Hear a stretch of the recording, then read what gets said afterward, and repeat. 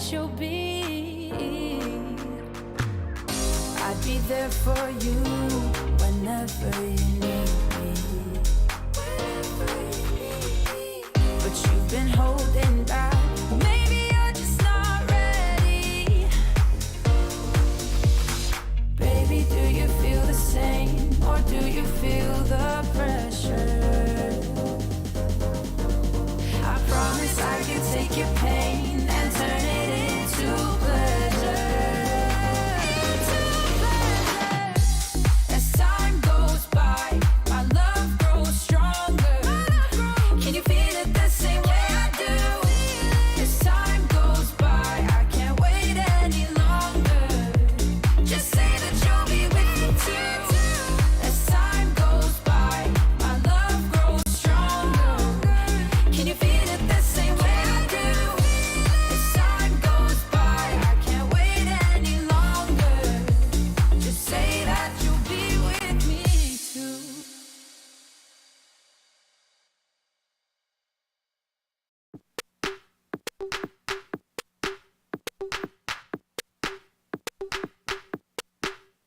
Deep minds, we were forced to be alone.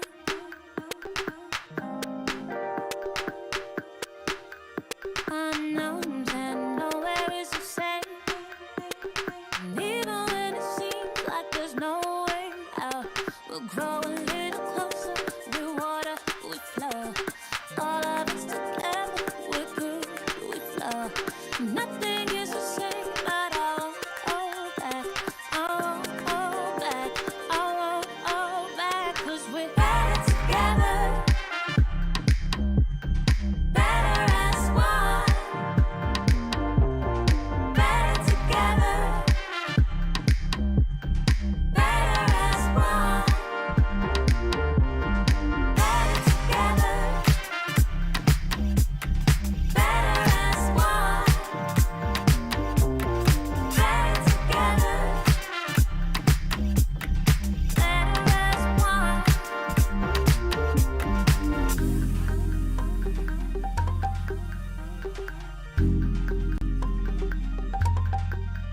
Deep minds, we were forced to be alone.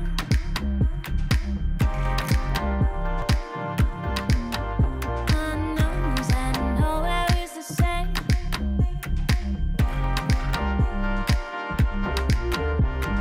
Grow a little closer, we're water, we flow. All of us together, we're good, we flow.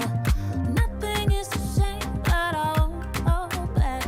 I won't hold back. I won't hold back.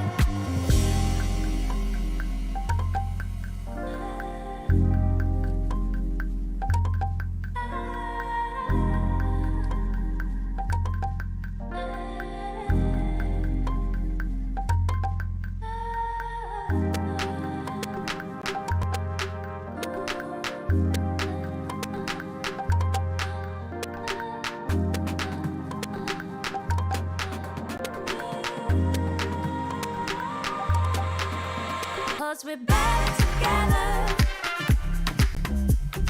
Better as one. Better together. Better as one. Better together. Better as one. Better together. Better as one.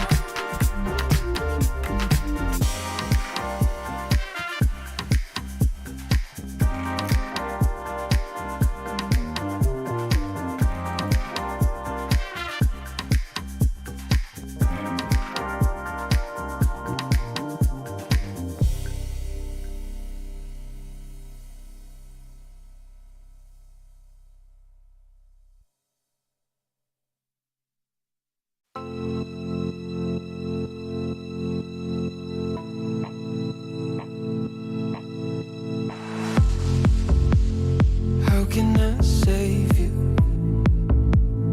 when you're tangled in your lies? Caught up in the middle, I can see it in your eyes. Lonely in the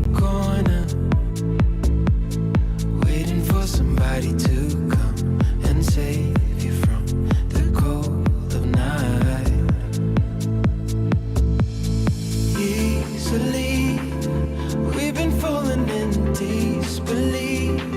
I think I'm ready for another try, but this feels like the last time. So why did you say goodbye?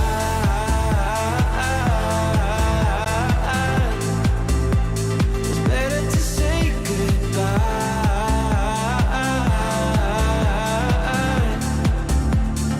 Why did you say goodbye?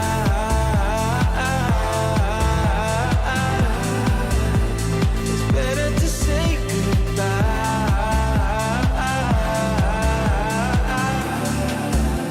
So why did you say goodbye?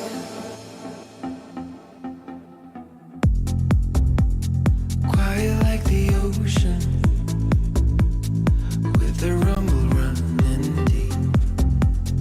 This is how I see you, when you hide your feels from me. Why you heavy-hearted? Cut the silence, talk to me. Release your mind, get what you need. Easily, we've been falling in disbelief.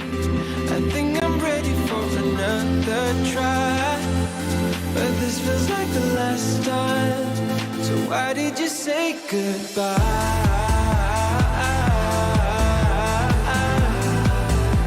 It's better to say goodbye.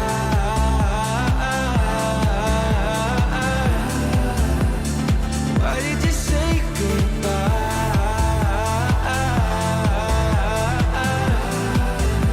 It's better to say goodbye.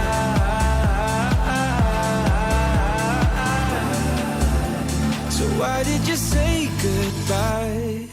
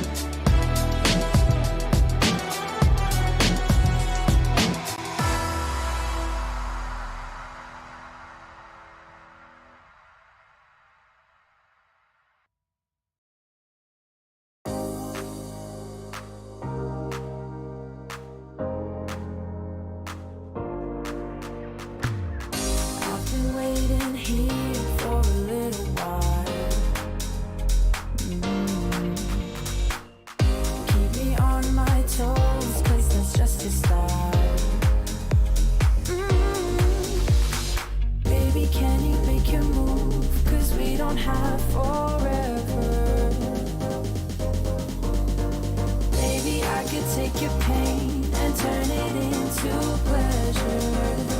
Into pleasure. As time goes by, my love grows stronger. Can you feel it the same way I do? As time goes by, I can't wait any longer. Just say that you'll be with me too. As time goes by, my love grows stronger. Can you feel it the same way I do? As time goes by, I can't wait any longer. Just say that you'll be with me too. Just say that say that you'll be.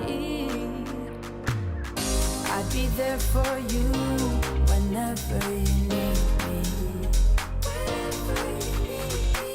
But you've been holding back. Maybe you're just not ready. Baby, do you feel the same? Or do you feel the pressure?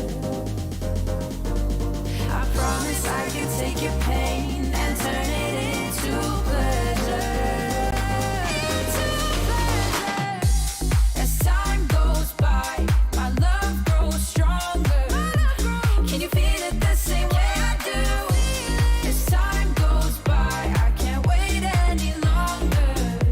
Just say that you'll be with me too. As time goes by, my love grows stronger. Can you feel it the same way I do? As time goes by, I can't wait any longer. Just say that you'll be with me too.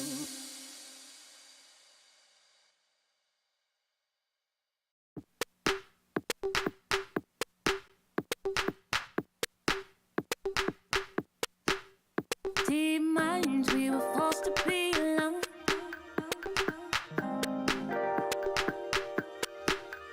Unknowns and nowhere is the same. And even when it seems like there's no way out, we'll grow a little closer through water we flow. All of us together, we're good, we flow. Nothing is the same.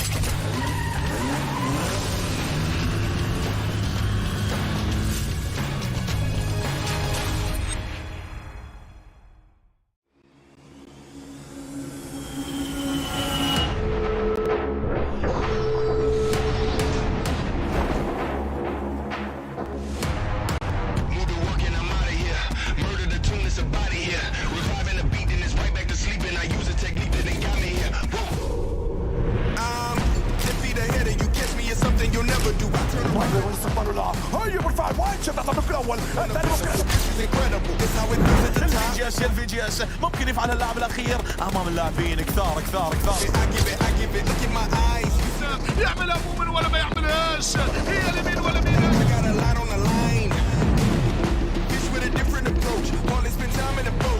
مروان مين يلبس الفوز الان يحملني ما تكونش في الحضان يعطيها تكون لا هي للاحلام.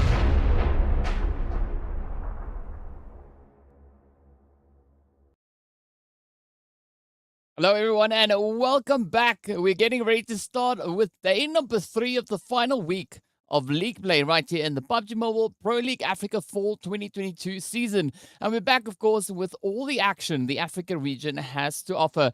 Now, on day 2, we witnessed as the teams all collectively showed their resilience to try to potentially topple the competition, with teams like Arab Golden taking their very first winner chicken dinner. We also saw the players there from 1 million who also jumped into the lead with a 37-pointer game, meaning 22 eliminations in the last map of the day. Now, day 3, of course, as we know, marks that midway point for this final week of league play. And as such, it also then means that the teams have less opportunities to try and climb those ranks. My name is DK, and of course, I am accompanied by the one and only Ez Proxy. Ez, how are you doing today? Feeling good, DK. Feeling good. Happy to be back, and I think it's going to be a spicy day. How are you feeling today? Oh, also pretty excited to see what the teams are going to be doing. I mean, we were busy revising what happened over on day 2, right? Quite an exciting performance coming through. I think that was the first time ever that we saw such an absolutely insane performance coming in from one particular team. But of course, I'd love to take this opportunity to remind our viewers of our socials. So be sure to head on over. You can find us on YouTube, Facebook, as well as on TikTok. And while you're there, right, you can follow those channels, but also be sure to tell us what you are hoping to see moving into not only today, but this final week of league play right here for the PUBG Mobile Pro League Africa season. Of course, be sure to include the hashtag there, PMPL Africa, alongside your comments. And, well, quite curious to see what everyone is looking to have happen right here.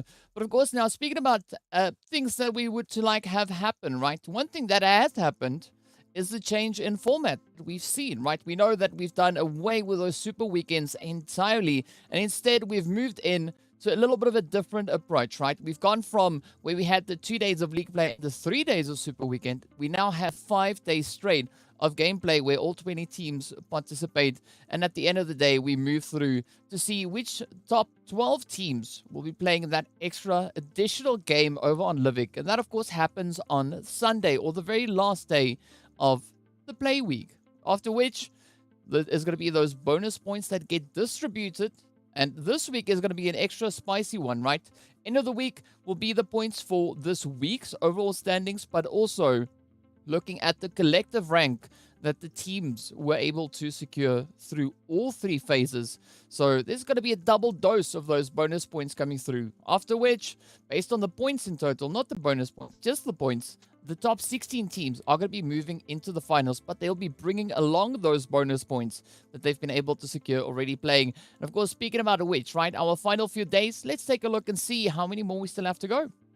Of course, we are in that last week number 3 on that Friday, beautiful Friday day. So we've got 3 more days left for this week, and then, well, it's into the finals. It's into the last Livik map of the week. It's into the final opportunities that these teams have to show us what they truly have hidden, and hopefully we'll be seeing some very spicy action. But first, we have to see who those top 16 teams are going to be, and who's going to be, obviously, as you mentioned, taking the most amount of bonus points into the finals. After this week of rest, we've already seen a couple of teams showcasing some fantastic changes. So obviously they've done the analysis, they've done reviews, they've gotten the rest, and now they've gotten even an extra day of rest yesterday.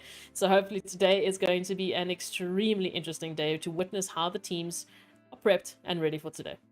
Yeah, and of course we know at the end of the day, the teams are not only playing for a few open slots, but they're also playing for their share of the prize pool, right? It's a $150,000 prize pool. All of the teams will walk away with at least something in the bank, right? $2,500 being awarded to each participating team. But it comes to the finals. That is where the money is at, right? As we can see, the team taking that pole position, walking away with $10,000 in the bank. Second and third also coming in with a very, very decent placement there, or decent amount of money. But we also then have, at the end of the day, at the end of the event, our MVP for the entire event is going to be awarded an additional $1,000 on top of what the team themselves have also then earned. So quite a bit of cash up for grabs. But as we know, right, the next stop from here moving forward is going to be firstly over on towards the MEA Championship to see who will be able to just kind of bash it out there. But also we are running with regards to those PMGC points as well. Yeah, and of course, only 1 slot available for Africa, so the teams really have to push it if they want to get as many points as they possibly can. And you might be asking yourselves, well, why are the teams that are sitting so comfortably at the top still pushing so hard for points, like Titan Gaming as an example, or 1 million? Of course it is, because they want to make sure that those gaps are sufficiently filled. But of course, we know the maps are a little bit different when you take a look at our large versus our small maps. The small map being Livik, of course. The teams, they know the placements, they know the eliminations are going to grant them just that little extra spice. But so far, it has been the decision on whether to focus more on your placements or your elimination, or somehow manage to get that balance. That has been the biggest, just the discretion here for the teams, and just really the noticeable factor that we see going from team to team. Yeah, and I mean, as we know, right, teams are pretty proficient in utilizing not only the point structure, but we see a few of those monsters, right, looking to creep on through as up and really utilize that 1 point being awarded per elimination. Of course, as we said already, the team's really stepping up and rising to the occasion. As I've pointed out before, 1 million coming in with that 22 elimination game, that awarding them an absolutely insane amount of points. But this is our final group shuffle, right? Each week changing up the group orders, and this is the final one for this week. Of course, Titans, Darkness, Virtual Gaming, Wave over in Group A. And B, we've got Blackjack, Esports, Mad Knight, 1 million, Team Myths. Over in C, we've got the Legends of War, Slime 4KT, Soul Esports Africa, as well as Team Lag. Group D consists of Arab Golden Esports, There's the Flame Esports, Leaders Esports, as well as One Round Esports. And of course, Group E is going to be Super Young Stars, Triple Esports, Zero Tolerance Skills, as well as VST Gaming. So I'm really looking forward, right, as to when we get over onto day 5. Because someone in Group C, based on what we've seen so far with Livix, right? Someone in Group C is going to have to be that team that takes the win over on Livik to keep to the pattern that we've seen emerging here. But of course, speaking about patterns, right, we need to take a bit of a look and see what the overall situation is, where these teams find themselves, and how much harder they're going to have to push, right? 1 million sitting at the very top of the leaderboard with a 2 winner chicken dinners and 137 points. And of course, VST Gaming, right, coming in there with 3 winner chicken dinners, but 17 points behind 1 million. So it shows you, regardless of how many chickens you have, right, that doesn't necessarily determine your positioning on the overall rankings. But it has been some great consistency coming through from Virtual Gaming. They really have been pushing those limits. And again, it's good to see our former champions making a very good statement. We'll have to wait and see how that is going to continue into today. But I'm also just so happy to see Arab Golden up on this list, picking up their first winner chicken dinner for the series. Was an absolutely phenomenal day to witness that yesterday. And of course, Soul Esports jumping up to the occasion. Titans, they have enough winner chicken dinners. Okay, so don't ask me to celebrate that. They have enough. They've done enough. No, but they've done fantastically. So the rest of the teams, of course, as we take a look at that second page, are still in a fight to catch up to the rest of the teams, because we know that gap is building between 1 and second and 3rd. But, I mean, if we take a look from 6th all the way to 13th, there's only 22 points that differentiate these teams. And as we know, a lot of the teams are pushing for those top 12 placements so that they can get themselves into that Livik on Sunday. So definitely going to be keeping an eye out on VSC and Slime, as they are the gatekeepers for Livik. And I mean, there's only 6 to 7 points differentiating themselves from a team like Darkness sitting in 13th position. So not a lot of safety nets for these teams to really fight anyone else off, and they're definitely going to have to bring the fire today if they want to hold on to their positions. Speaking about fire, right, we've really been seeing the players there from Darkness lighting quite a bit of a fire. Over the previous 2 weeks, they've been having a little bit of a tough run. But this time around, right, we are seeing them situated very comfortably over on towards the second page. And I'm expecting to see even more coming through from Darkness, right? We've been talking about teams that we want to have step up that were not placing too favorably. But now, coming into this final week, this is where we are seeing that rise to come through, right? Teams really applying a lot of that effort coming in. And of course, we do have to have some teams situated on that final page. It's going to be none other than the Super Young Stars, Blackjack, Wave Esports, as well as Team Lag. But I mean, a team like Blackjack that we see sitting on this third page, I'm not too concerned, because we saw a very similar situation coming through for them just last week, right? The previous week of play. And they were actually able to, on day 4 and 5, just catapult themselves back up that leaderboard. But this time around, I don't want to, this is where teams really can't rely too much on, I won't say really luck, but, it's something along those lines, right? Rather put in the effort and ensure that you are secured within those positions further up the standings, instead of, leaving it till the very last moment. But as we know, the teams are probably and very likely going to be surprising us with some absolutely mind-blowing performances once again today. Of course, we saw that with Super Young Stars. I mean, they were literally dead last with 7 points, on not yesterday, the day before yesterday. And now they're very, very close to cracking open that second page. Well, speaking about cracking open, right, you have to crack open a Monster, because we're giving a big shout out to Monster Energy, our official energy drink partner for the PUBG Mobile Pro Leagues. And aside from Monster, also a big shout out going out to Oppo. So, Born to Win, welcome to the exciting match brought to you by Oppo. Get your gamer mode on with the much loved Reno 7 series. And of course, as we are just loving the action as much as we love that Reno 7 series, and we are going to be looking to see what is going to come on through. Of course, as we know, in true fashion, day 3 means an entirely different shuffle with regards to those maps. So now as we move on forward, we get to have a bit of a look, see, and what, the map rotation is going to be moving in. Of course, we are going to be starting it off with a little bit of that Sanhok action, then following it up with a double dose of Erangel, followed up by a double dose of the lovely Dusty Dunes back on Miramar.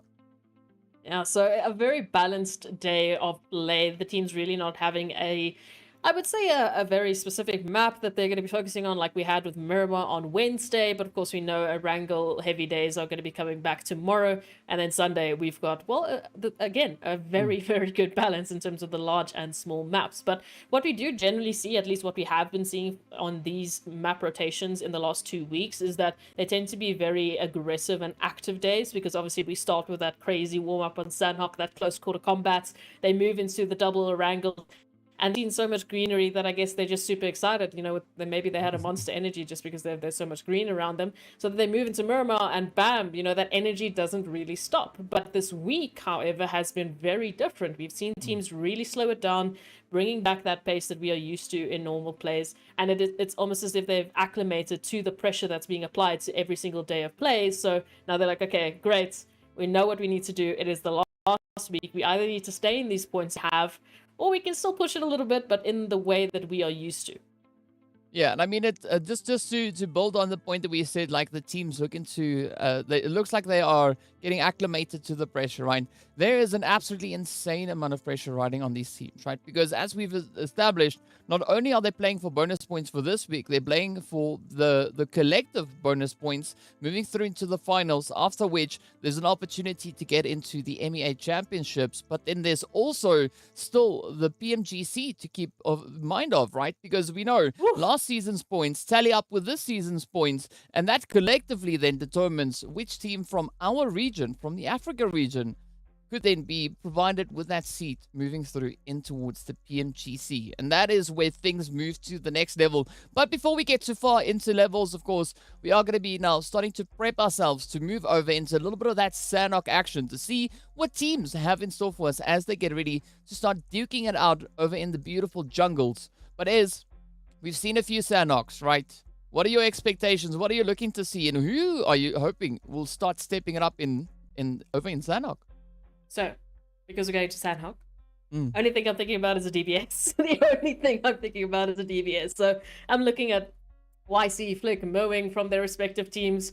I am hoping that one of them will be playing in this game, that one of them will be able to get their hands on a DBS and just showcase us those beautiful shotgun actions. But ultimately, it's going to come down to the teams that have the most pressure on them. This is a great opportunity to pick up a great amount of eliminations, because we know Sanhok, third party central, so maybe we can see a little bit more of a higher spread of eliminations. I mean, you said one key name there, right? That's why I'm looking up to see whether or not the Legends of War are actually playing in this first match, and they are, right? Mowing. I gotta say, I'm actually quite delightfully surprised by the performance we've been seeing coming through from Mowing, right? I mean, for the team of Legends of War, Mowing has been doing some really amazing work. We've been seeing a lot of those dominating plays, at least for their team, right? Really just showcasing it and stepping up and bringing all those flavors out onto the battlefield. But of course, speaking about flavors, right, we're going to throw it all in the blender to see what comes out the other side as we are getting ready to move into a little bit of that jungle action. By this time, we know that the flight path over on Sanhok is not all too important. What's going to be more important is where that first initial zone is going to be forming, right? Because this map is so small in comparison to the other two larger maps, right? It is still going to be allowing the teams to reach to pretty much any endpoint that they want to get to with regards to looting. So I'm excited to see whether or not we're going to have any of those hot drops come through, right? We know last week we did see a little bit of an alteration coming through with hot drop action coming towards Bootcamp, a little bit over towards Paradise. We also saw some action towards Spy None, but is that going to be the flavor of the day though? That is the question. I mean, the other questions that are on my mind, obviously, we mentioned the DBS actions from the likes of Mowing, who's obviously been a key player here for Legends of War. Definitely someone that they know that they can rely on. That has always been a strong pillar for them. But I mean, another team that I think the rest of the teams kind of shake their boots because they know that they're in the presence of terrifying danger. It is Titans on Sanhok, especially what we saw on Wednesday. Teak literally just flying into 2 to 3 players, taking them all down, and then even going down in the process. But it doesn't matter at that point because, well, the team is basically done. So Titans definitely another team that if they're on the ball, the rest of the teams are going to have some trouble. Yeah, I mean, Titan definitely one of those teams. They kick butt and they ask questions later, right? Yes, take all the names. Yes, they take names and numbers and whatever they can find, and they'll worry about the finer details a little bit later on. But I mean, that just shows the comfort they have in being so aggressive, right? And of course, speaking about aggression, we do have Mowing just spearing around there in the background, so it could be a little bit of excitement to come through in addition to one round and leaders that we have already situated here. But I got to say, it's a very healthy spread coming through, right? The teams really dispersing quite nicely across the entirety of the map. So it's going to be interesting to see how the teams start to play this one, as we did see that zone, of course, sitting towards the more southern side of the lovely Sanhok. But again, it's not too restricting, right? The teams can still get themselves looted up, and then once they're happy, start to move a little bit further forward. Yeah, no, absolutely. I mean, the spread that we're seeing, it again on Sandhawk, it's nothing too surprising. We generally do see teams really just boots on the ground. Let's get some loot set up and let's get ourselves prepped for exactly this kind of a situation.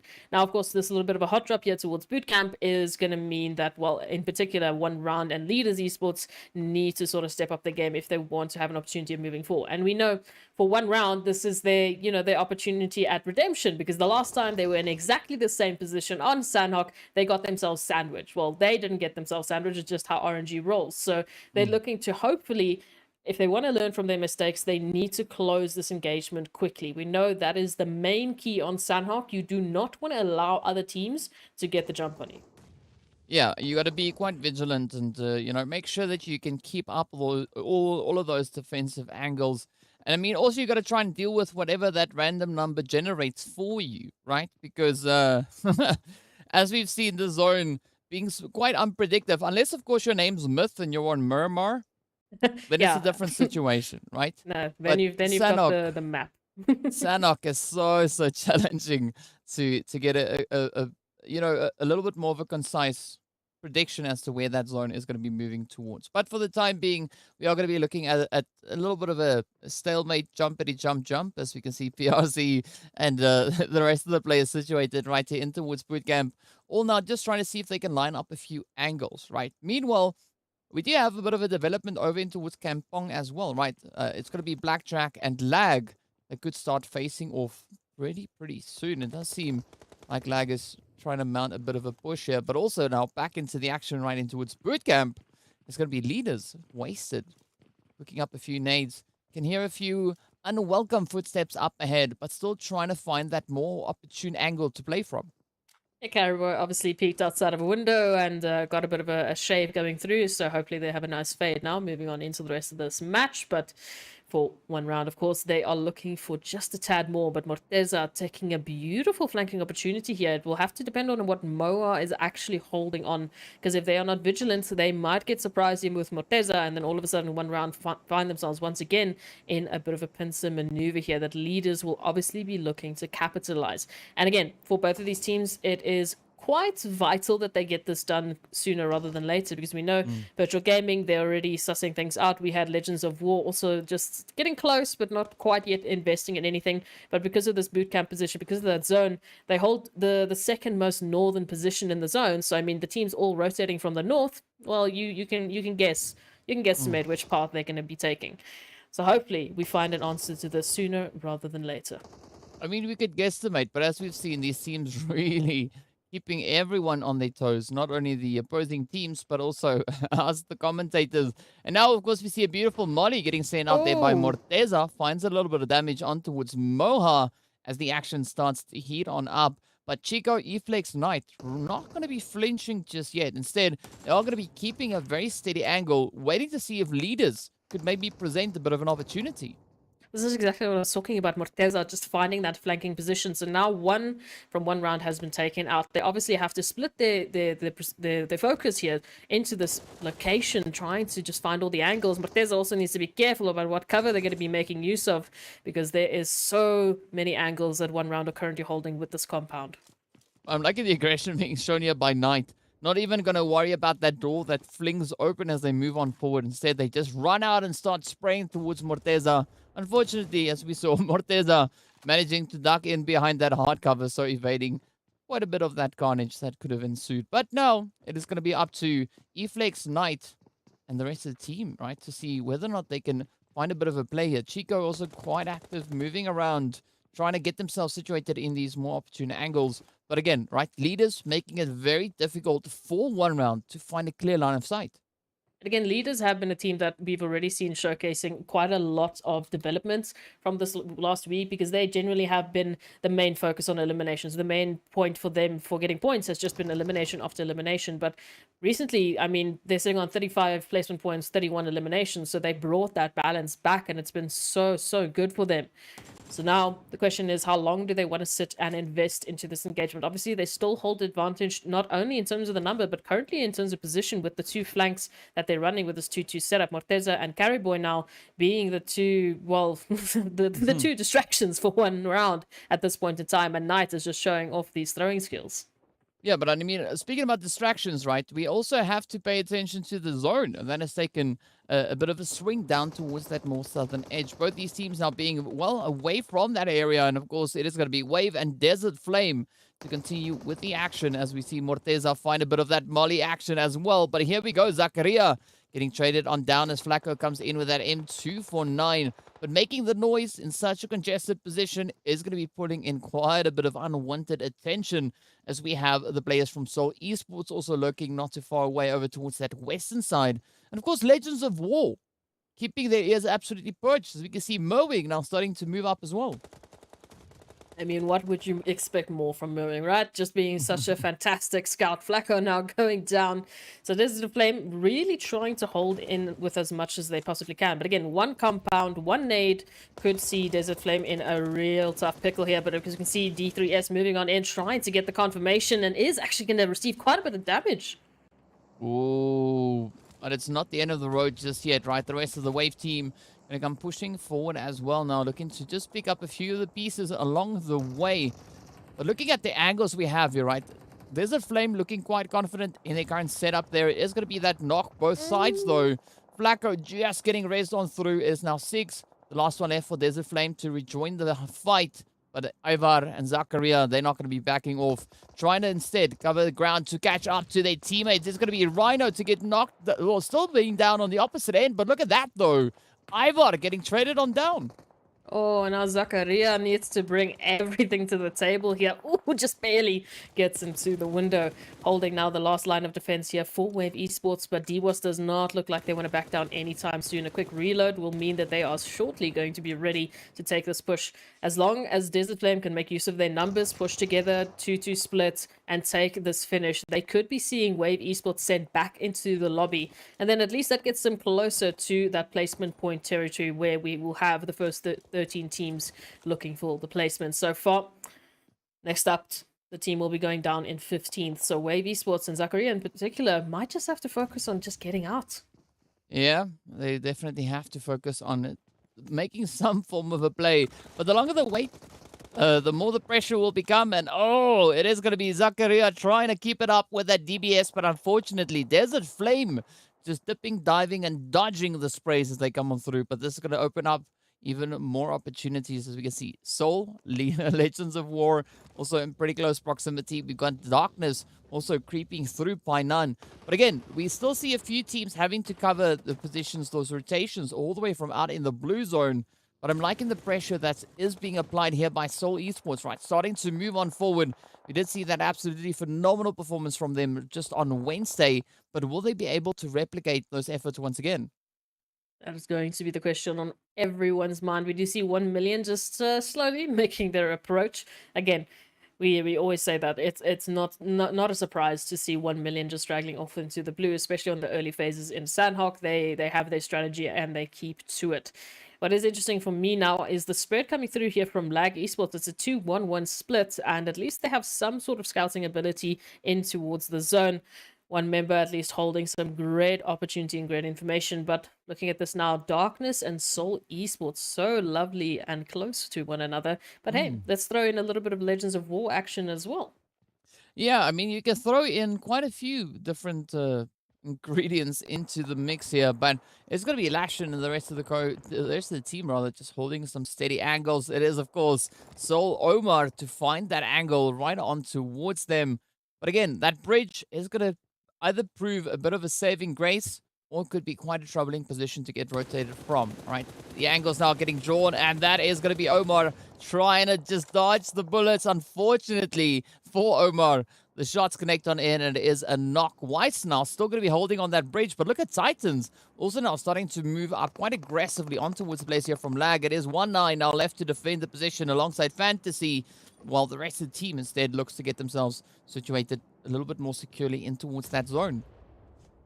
Taking a look at this now, some beautiful nades being sent on out. 1-9, hopefully going to be dodging all of them, but Teak is hot on the pressure here, hot on the tail of 1-9. Peeking around the corner, it's an easy spray down to that UMP with AXA backing themselves up and nearly taking themselves out in the process. But Teak, I don't know how, with 1 HP, still alive.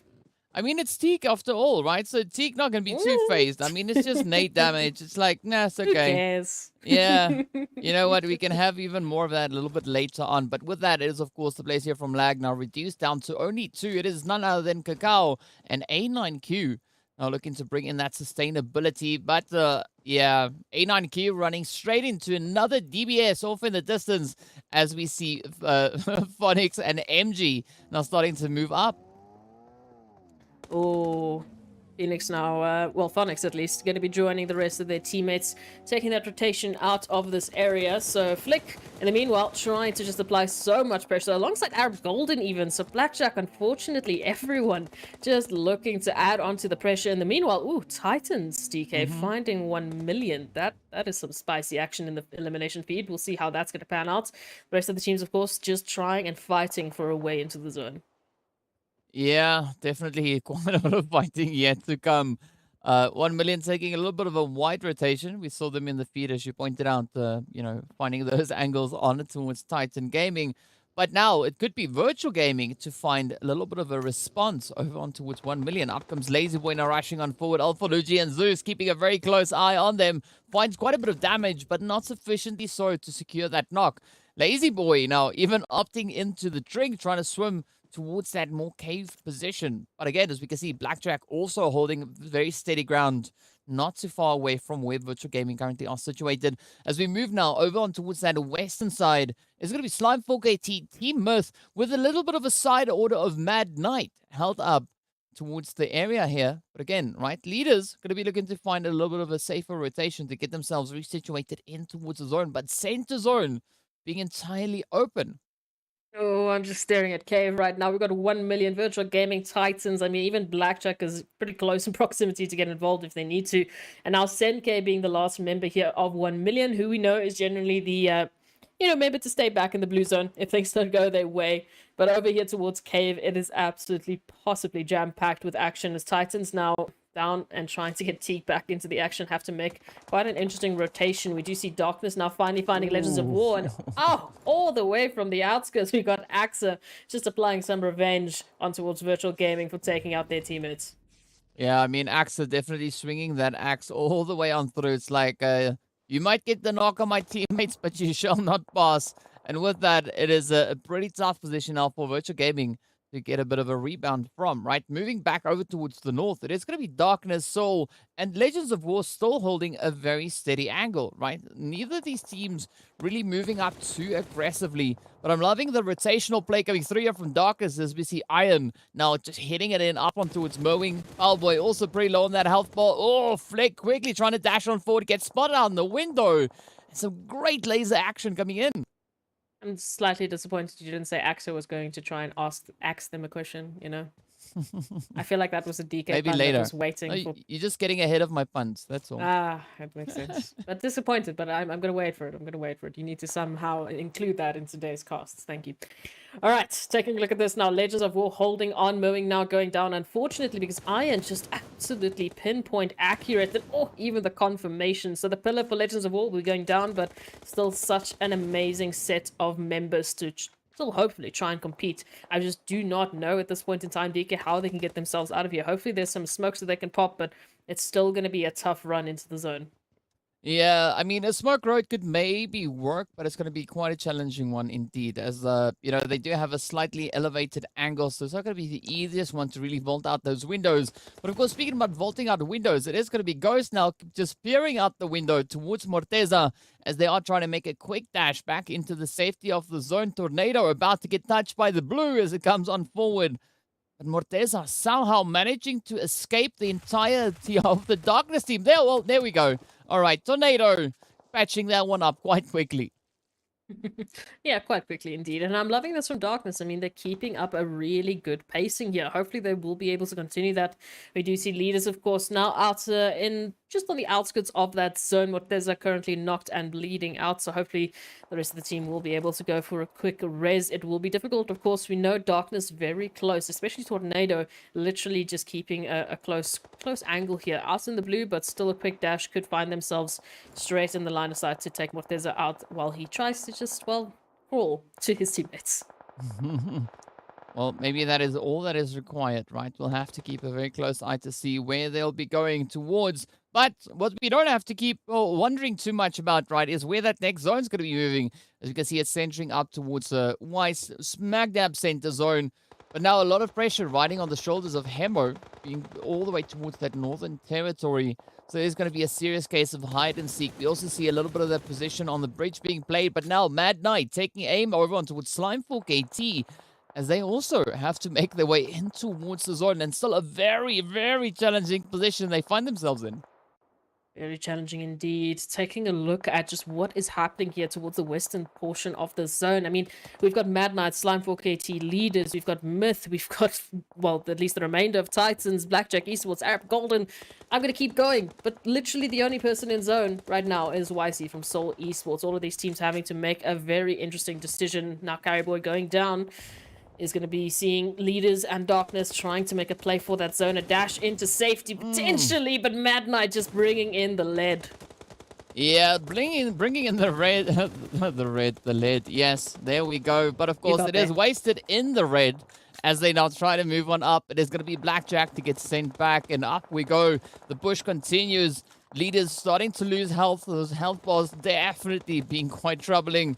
But still Myth in quite a position where they could look to just peer over that ridge line, find the sprays, but it's going to be up to Waste now to find a beautiful hit. Up comes the nade, down they go, and Morteza also just quickly trying to put a bit of distance in between, sneaking in that quick trade, managing to just barely catch up with the zone itself, alleviating quite a bit of the pressure coming through there for Mad Knight.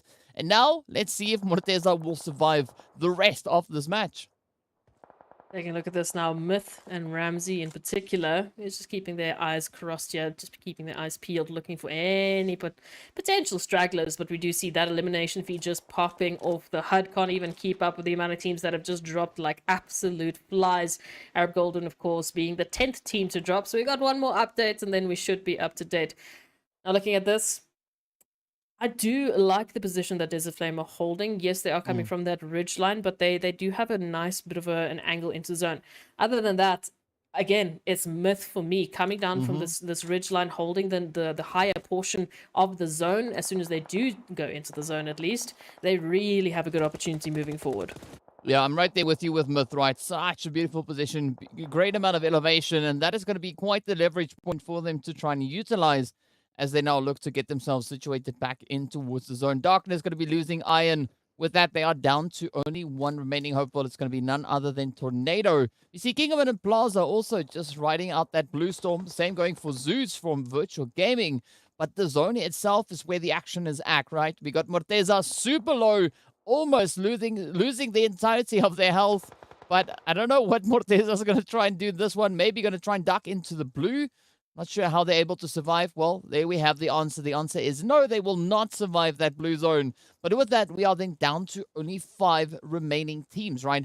A big majority of our players out in the blue zone also now getting absolutely devoured. And it's Broly to fall next as DWAS comes through with an absolutely great angle. Oh, just keep on moving in with the damage. D was trying to hold this angle, and this is a great opportunity. If they can just find a good angle to work with here against Myth, then they get rid of majority of their worries and obstacles moving into this final zone. But of course, Myth going to be the first team in that zone, holding such a devastating angle. I mean, even YC trying to make a dash up, who currently, you know, they're left to their own devices, they're going to have a pretty tough time getting into anywhere safe. So Desert Flame here, they really need to work for this. Yeah, they definitely need to work for this, but they're looking pretty decent, though. I mean, moving in 4 players up, this could be that performance that Desert Flame now needs to lock in yet another winner chicken dinner, potentially the very first one for the day. It is Broly to respond with a quick knock on towards 6 and Buden Flacco.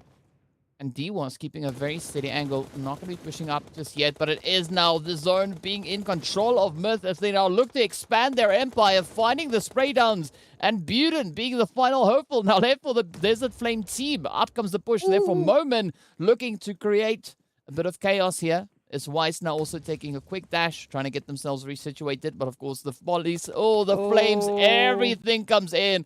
And it's Desert Flame to go down. The only player now standing between the players here from Myth and that winner chicken dinner is going to be none other than Zeus from Virtual Gaming out in the blue zone. But they don't have a lot of meds left. No, I mean, there's the last kit. Now it's only bandages, so maybe taking a jog out into the beautiful scenery of Sanhok might be all that they can really do. But what a fantastic job coming through here from Myth to pick up their winner chicken dinner and to pick up the first winner chicken dinner of our Friday beautiful games of play. So taking a look at this once again, they have started up with quite the statement and a beautiful amount of eliminations. I think the zone just likes Myth. You know, it doesn't have to be on Miramar. It can be on Sanhok as well. It just likes them. Yeah, it doesn't matter where it goes, right? We know day 1 of this week, they picked up that winner chicken dinner. Over on day 2, they didn't find anything, but they rectified that with the first one right here over on Sanhok. So as you said, Ez, doesn't matter where that zone goes. Myth, if they've got the numbers, it could maybe, very likely, be just there. So well done to Myth for picking up that winner chicken dinner. Of course, we saw those 9 eliminations coming in to accompany those 15 placement points. So a really good day at the office for them, right? 24 points unlocked, adding that to the tally. And of course, now we're going to hop in to see what the overall match rankings are for this first match. It is going to be none other than Myth on their 24. I love it when math works out. But of course, Desert Flame also putting up quite a bit of a performance here, right? Locking in those 16 points alongside the 8 eliminations. Yeah, so even though they came in 4th, just the absolutely dominating performance that they had with those eliminations was fantastic. I mean, they picked up the same amount of eliminations as Titans, and we know what Titans are all about, so fantastic work coming through from them. Still, Esports Virtual Gaming also making a fantastic showing, as well as leaders. Again, they started off with that 1-round engagement, had to move on forward, found themselves in a very tough situation moving into the latter phases of the zone, but still picking up some great points. And again, just the names on this list, it's good to see a good mix of the teams that have been the most consistent and the teams that have really had to step it up, and they have proved that they can, and they've proved that they did the work in that week of break. So this last week of play is definitely going to keep everyone on the edge of our seats as we try and figure out who's going to be our top 16. Yeah, very competitive action still to come. So that first match looking absolutely insane. And as we look towards the second page, right, it's still a good finish coming through here for Mad Right, locking in those 3 eliminations. Blackjack also sitting then on 3, even though we know Blackjack went out a little bit sooner than they would have hoped. They got taken out in that 13th position overall. So at the end of the day, they still capitalize on the eliminations they were able to find. It was a very good showing overall for most of the teams. Again, unfortunately, there always has to be those teams that might have to take, you know, the donuts or the bubbles home because, you know, we've just got such good competition. But at least we have that sense of composure, and we can rest at ease that those teams are always changing names. Always teams. It's constantly changing because everyone is trying to adapt to the action. But we can take a look at those fantastic Oppo moments and just the beautiful plays that these teams have brought on in. Yeah, a very, very a good way to highlight the action, right? It's going to be with a few of our insane plays that we had. I mean, this was quite an interesting approach coming through here from Titan, taking that rotation through Cave. That Cave is such a difficult position to get out from, rather, once it is completely engulfed by the blue. But I got to give it to Myth, right? The way that they just dealt the zone moving forward, being able to isolate the individuals coming through there from Desert Flame really worked out phenomenally for them. And that is, of course, a result of that beautiful winner chicken dinner. But again, the efforts have been brought in. The first map has concluded. And now we wait to see as we get a little bit closer towards our map number 2, which is going to be over onto Erangel with a double serving of that. We will see who will be the next team to rise to the occasion. It's going to be a bit of a question mark for me, honestly. I feel like I would have known if you asked me last week. I would have said either Titans or 1 million, but at this point in time, no, I can't do the math. Thankfully, we've got fantastic admins who do the math for us. So as you take a look at those overall standings, 1 million, of course, leading the pack, but Virtual Gaming, hello, they have closed that gap that we were talking about. Only 4 points behind 1 million. Soul Esports as well, joining the triple-digit club. And Titan Gaming, only 4 points away from doing the same. Well, let's see, right, the way they're going to be able to end on through. Still a very competitive position being held here, but we do see that slight separation, right, between 1 and 8th place. Currently sitting on about, 70 points difference. So we are having our leaders starting to create a little bit more of a barrier, and that's going to be applying quite a bit of pressure to come through. But yeah, it is still going to be an opportunity for teams to continue to apply the pressure further up as we are sitting on that still second day, well, third day rather. Math failing me there once again. So today is not my math day, but it's fine, right? Because we are now also getting ready to see what the point situation is, looking at the second page and who will find themselves sitting in that 9th to 16th position. Of course, it's none other than Desert Flame, Legends of War, Slime 4KT, Darkness, Zero Tolerance Skills, VST, Triple, and Mad Knight. But a very contentious play indeed, right? 17 points separating 9th from 16th. Of course, Zero Tolerance just 1 point away from cracking that top 12, getting themselves into Livik. So Darkness, Slime 4KT, Legends of everyone basically on this page needs to be very, very careful and very astute at what they're going to be, just performing and how they're going to be playing these next couple of maps, because it can still change, and it's good. It's good to have such a healthy balance of teams still in contention for not only Livik, not only, the top 12 placement, but just the top 16 in general. I feel like this healthy dose that we've been seeing in not only, not last week, but the week before, week number 2, and this week does show that we are still going to have some interesting surprises on the grand total points. Yeah, quite a few surprises still potentially to come. But let's take a look and see what that last page has for us, right? Not a lot of a change coming through, but we are seeing those 3 points from Blackjack now. Just building into that 18th position. But again, right, only match number 1. We still have 4 more to go. The teams, we got a few teams that are yet to step out on towards the battlefield. And for the teams that have participated in this very first match, they still have 3 more to go. So still several opportunities for them to lock in those much needed points. Yeah, it's not going to stop anytime soon. The teams are really going to have to push it to the final map. Well, basically Livik. Even on Livik, they're still going to have to push the boundaries of what they are capable of, because we know they're fighting for that position, for that opportunity in the finals. They are fighting for an opportunity to take part in the Middle East and Africa champs. And who knows, maybe they're fighting to close that gap for the PMGC points. So a lot is at stake, and these teams have been so good at keeping up with the pressure. As you said, it feels and it looks like the teams have acclimated to the pressure that's being applied to them. Yeah, I mean, a lot of that acclimation coming through, the teams really doing the necessary fixtures and adjusting their strategies to try and combat what they are experiencing out on that battlefield. So quite a bit of excitement yet to come on through, and as now we are prepping to see what's going to come in, we are, of course, looking to hear what our viewers are thinking. So be sure to hit us up on our social media platforms. Absolutely. Let us know what you guys are thinking about the games. But let us know who your favorite teams are, who you're rooting for. We want to find out who the fans are out there and who the teams really need to be thanking for their support. So take a look at those fantastic channels. There's also some great content on there, like interviews with some of your favorite players from your favorite teams, and a little bit more interesting action, like some of the stats on Instagram. I normally do check them out. I won't lie before I go live, because it's a great opportunity for me to also be like, oh, okay, that's interesting. So go check those out. They are pretty insightful. Yeah, and I'm of course speaking about insightfulness, right? It is Erangel up next. Now, is any prediction as to where that zone could be going as we take a bit of a look at our schedule here? You always do this to me, and I always get it wrong. I'm gonna accept the fact that I'm not gonna get it right. So you know what? Let's go crazy. Let's put it out in the world. I don't know about the flight path, but I want a military base zone. Okay. Yes. We want something crazy. Maybe even a bridge zone. That would be just hilarious. So south, right? So a southern zone. Very That's south. what you're hoping for. All right. I'll have to add +1 to that, because I also want to see a little bit of that southern zone action come through. We are now prepping up the plane, right? The engines are warming up. Everybody is buckling themselves in before we get ready to jump in and see where the teams are going to be moving towards. Hopefully, we'll see that southern zone come in. But again, right, this is going to be the opportunity for teams like Super Young Stars now, who have not yet played their first match for the day, to step up and come through and hit the ground running. Really look to find those additional points and potentially look to rise from that third page a little bit further in towards the second page.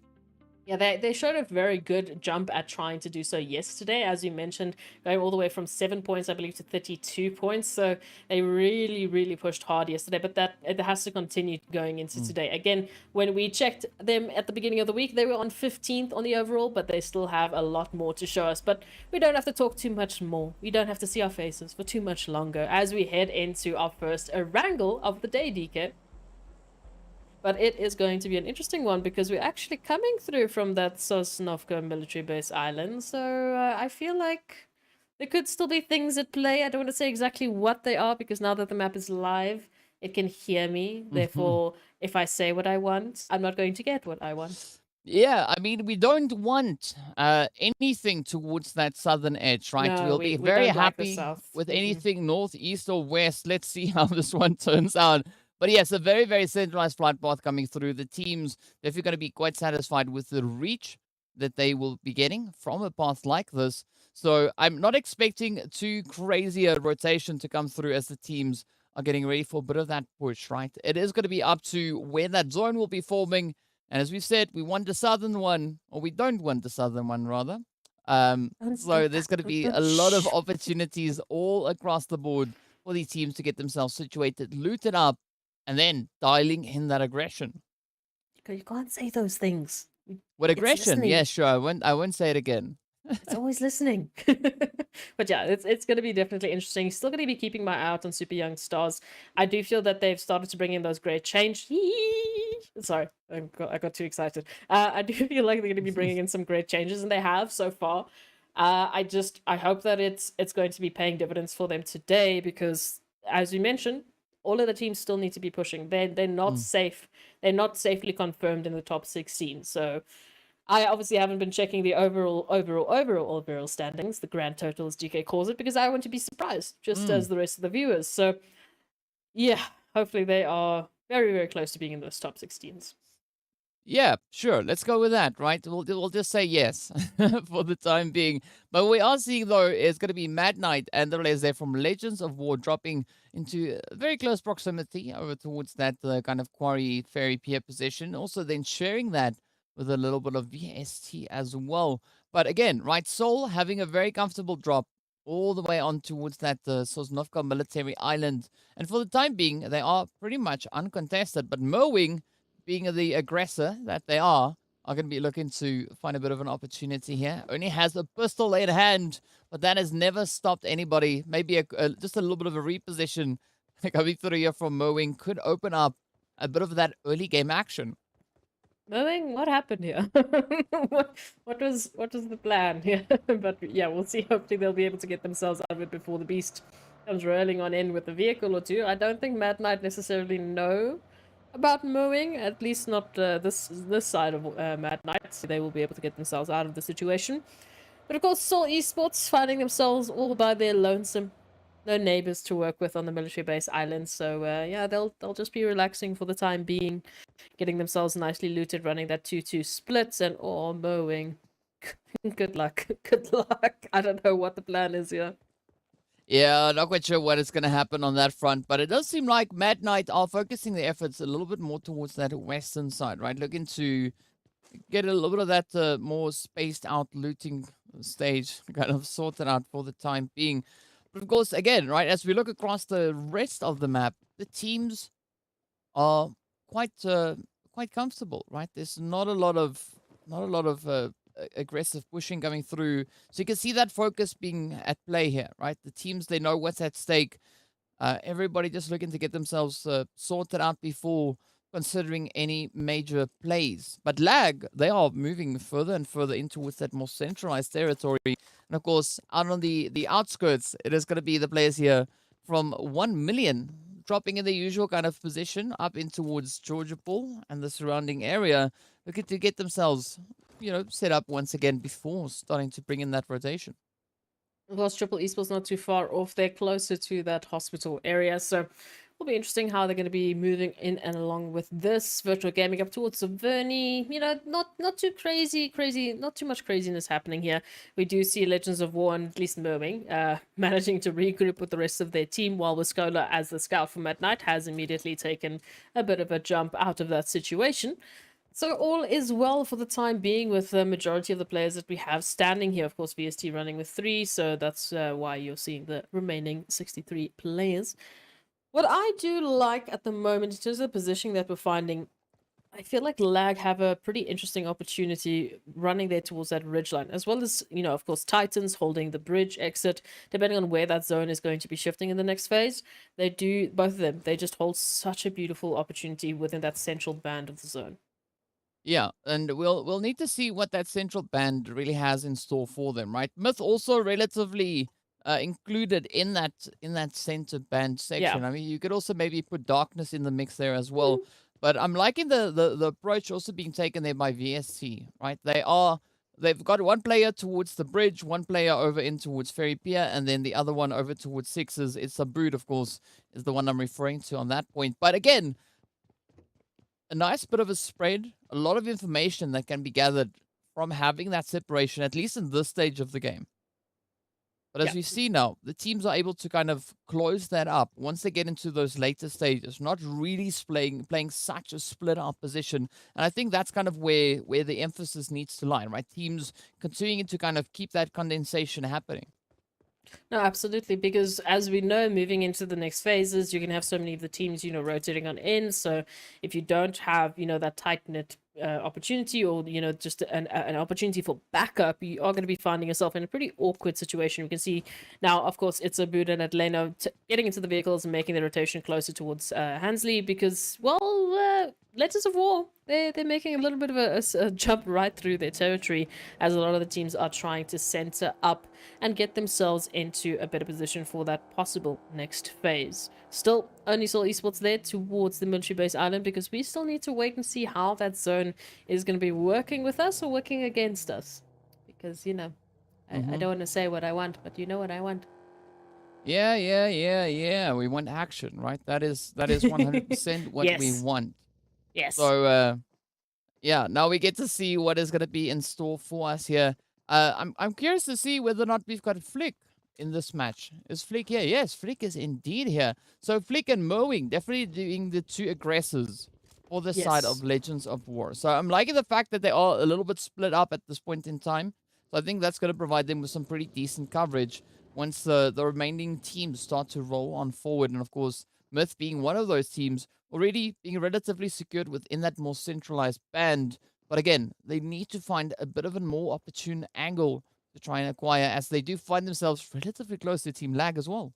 Yeah, jumping into this farm area, trying to take control of some of the compounds. Again, teams moving into the central band of the zone, just prepping themselves for the next phase, right? They want to make sure that they can set themselves as soon as possible. Maybe they get lucky, they can pick up some, eliminations from the rotations that the teams have to take. Who knows? Either way, there's just so many advantages of getting yourselves set up in the center.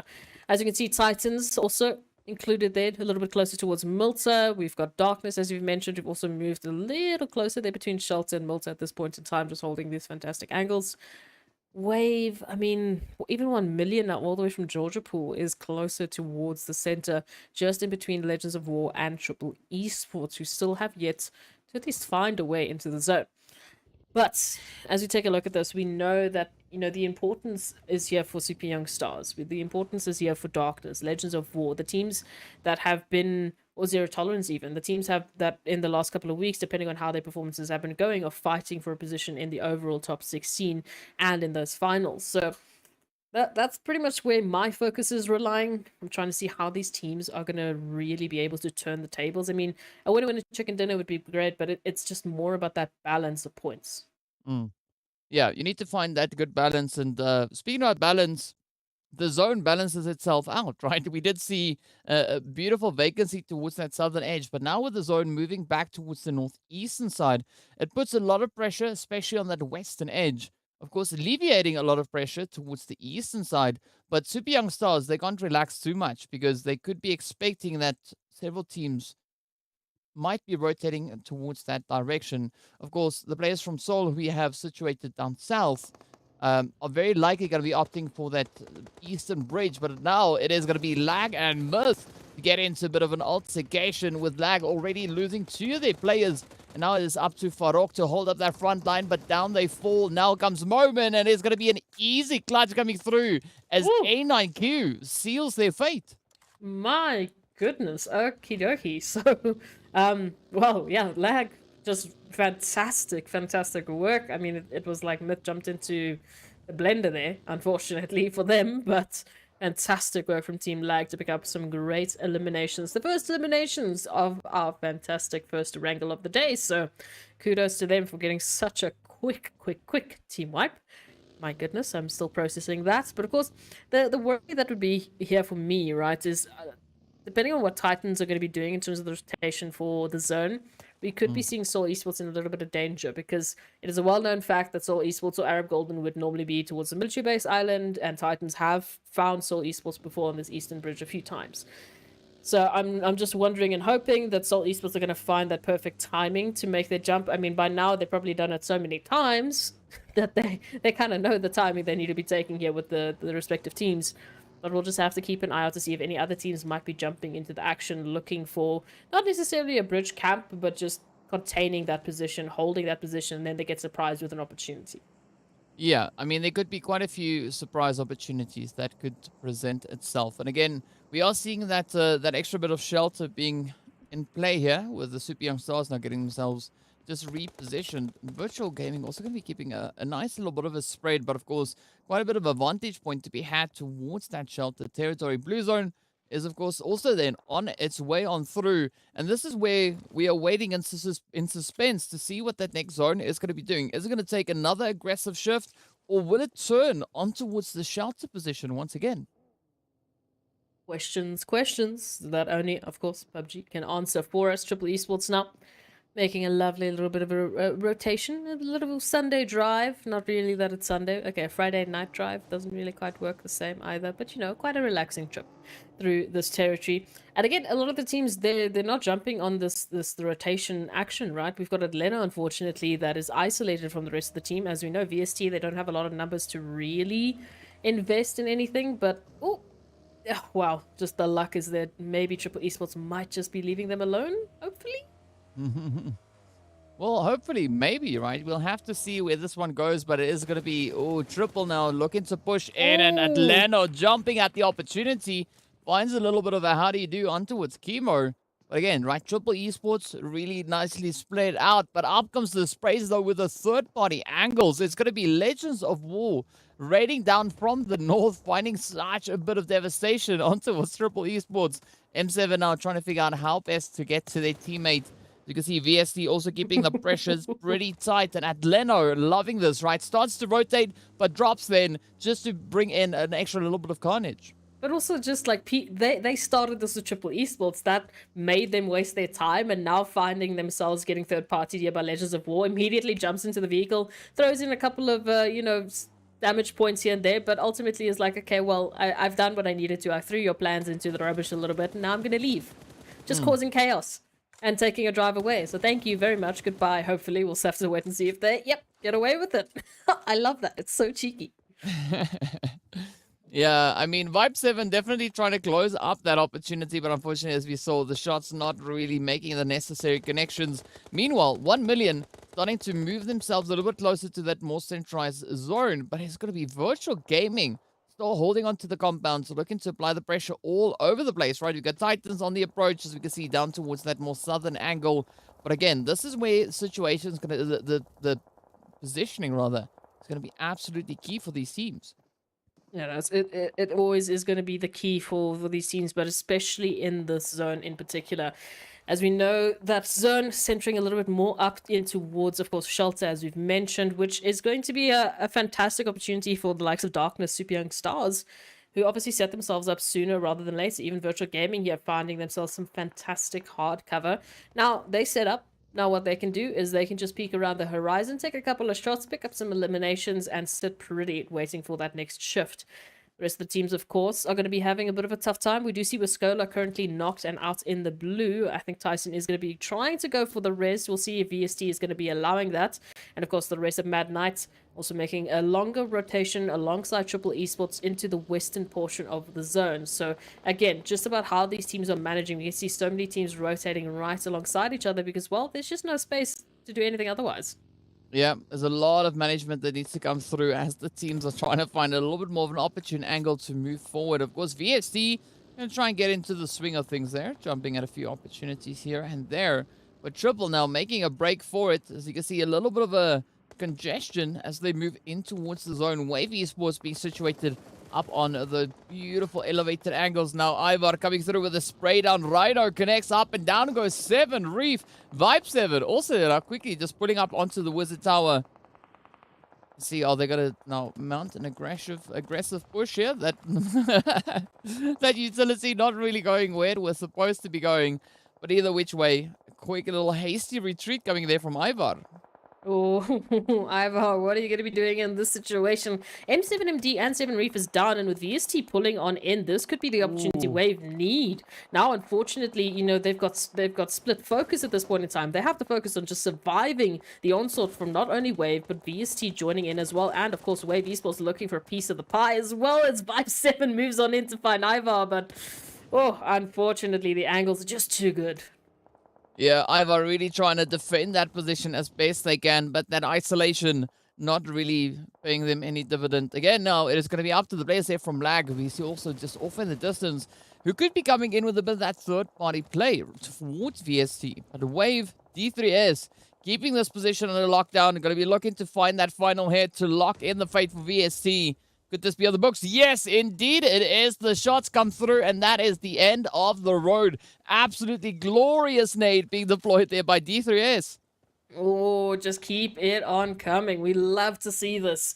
Wave Esports holding a fantastic opportunity. We'll see if they'll be able to take a hold of it. But of course, Lashin out of the open is going to get a bit of a surprise here from Puncher, who's coming on through with the rest of the squad, looking to take Legends of War down. Powerboy is out for now, knocked down, but oh, Flick, here we go. This is the aggressors we were talking about, finding a great bit of a trade there onto Titans. Now moving on in for the close. Oh, mowing. They've tasted something right now. Going to be looking to find out what exactly that is. Axa also now on the approach. Doing the deed, but down they go. Oh, this could be the opportunity now for Flick and the rest of the team. But unfortunately, Flick goes down mowing. Now instead, trying to put a little bit of distance from the pressure that is coming in. But again, no surprise to see such an absolutely congested western position. No, not a surprise whatsoever. And again, you keep hearing all of those bullets just dinging on the cars. Again, that's not just these two teams. We can just see how many teams are in this vicinity just fighting for an opportunity and control of these positions into the center point of the zone. And that's unfortunately the ugly side of being the first team to rotate into center, as there's a lot more teams that are looking to take it away from you. It's the fight for real estate here, as a lot of the teams are moving in from that western position. Slime 4KT, of course, trying to fight their way through Mad Knight. Oh, yes. Mad Knight really trying to keep up this defensive angle, right? Tyson on that front line, but a quick little bit of a reposition going through from Storm will open up the opportunity onto Zakaria. Down they go. Almost succeeding in fighting that elimination. Well, second attempt comes through, and it is locked in. Mad Knight quickly trying to batch themselves back on up. Oh, but it's going to be Tyson having to abandon that res as Plaza is on the prowl. Here we go. The shots coming in. Will this be the play, though? And will we see Mad Knight actually surviving this? I don't know if either team is going to be surviving this. We've got 1 million. We've got Lag Esports in the vicinity as well, moving in for a bit of an action as well. Trying to take a piece of the action, but we'll have to wait and see if the teams are able to get the angles. We can see Storm now trying to rotate on out. Mad Knight still fighting for survivability here. And Storm, narrowly does escape the line of sight from Marshall, but the rest of Slime 4KT not looking to be that lucky. 1 million now. Just having to take Storm out, and then that could be it. But Tyson from Mad Knight still holding a potential angle here. Yeah, but it's gonna be put to the test, right? We also have 1 million on the prowl. It is Marshall, the first one on the front line. Wave now experiencing a little bit of difficulty alongside Lag, as you can see 1-9 trying to just rain down terror, finding a few good opportunities, but up comes Fantasy and A9Q now looking to crash that party as they push on forward. The trades connect. Oh, and there we have it. Absolutely Bye-bye. glorious run coming through from Lag. Again, this is what I was saying. I didn't know that Wave was going to be surviving this. I mean, again, we got 1 million. We got Mad Knight. We got Slime 4KT. I mean, take a pick. Even Titans a little bit closer up could just jump back, quickly. Take a couple of hits and then move back into the zone. We can see them just looking towards this direction. Maybe they'll send out a couple of shots, see what they can find. Tyson now getting very close up and personal here with Storm. Just the smoke between themselves and potentially taking out the entirety of Slime 4KT here. So Nate will be sent out. Storm trying to get into the vehicle as quickly as possible. I don't know if they're going to be able to survive this. They're heading very close to Titans here. Yeah, it's going to be a very, very risky play. 1 million also now trying to bring in their contributions. But we are seeing the players there from TEAMLAG just locking in their 11th elimination as they now get ready to push in from that southwestern side, coming in right behind Mad Knight and Storm. Or could this one be on the guards? Tyson now also going to be falling on down. Up comes the hits, the plays. Storm keeping a very steady angle. Finds a bit of an opportunity. Not striking down just yet. Instead, it is Lazy Boy to trade off Fantasy. But let's see. Is Lag gonna push straight on in, or will they look for a little bit of a reposition? They need to be careful because Titan is also on that southern edge. Oh, so they're going to be making a push into the zone. We can see Storm still being such a thorn in their sides, taking such beautiful damage towards A9Q, and even getting the confirmation. 1-9 might be next up on the chopping block, and SRE, they will be going down as well. So it all turns to Cacao now to, well, hold something. Just hold on for dear life, because this is going to just get even worse. Storm going to be moving on in. Of course, Titans already in the vicinity. Mad Knight in the vicinity. Saw Esports jumping into the action as well. Oh, this is the congestion coming through once again, and Cacao gets traded down as Marshall steals the elimination from Storm. Titans now still meeting up alongside Mad Knight, but Soul is going to be moving in right behind them. You can see the sprays coming through. Absolute devastation being dealt once more, but here we have it, right? That push coming in. Oh, up comes Weiss. Trying to come running over with the vehicle, but Puncher instead then falls. P6 now on the defensive. Will they be able to clutch it out? The vehicle's in play, and down they go. Soul Esports taking down Titan Gaming. Oh my goodness, there was just vehicles flying, there were people flying, that was a lot to take in, but Soul Esports, in the midst of all that chaos, they managed to take out the Titans. Now, moving on in that zone, centering up and not really favoring any team, but there's potential here for these teams in particular to get a step in. They just have to close out this engagement. Skydo and Lord in the middle of both Darkness and Super Young Stars holding the angles here in the underground territory. Darkness, this is going to be tough for them because the exits that are available to them are not going to be without some difficulty getting out. Yeah, it's going to be quite the trying position indeed. But as we can see, of course, that zone itself being quite vacant, right? Everybody now just going to be situated out on these edges, but no one wants to take that plunge.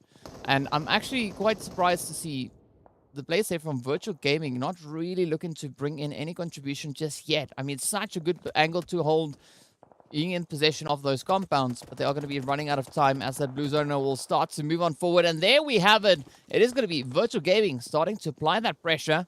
Lord also just quickly scoping and trying to do their due diligence here. But Super Young Stars now in quite a troubling situation. It's not going to stop anytime soon because, as we know, that zone will be coming on through.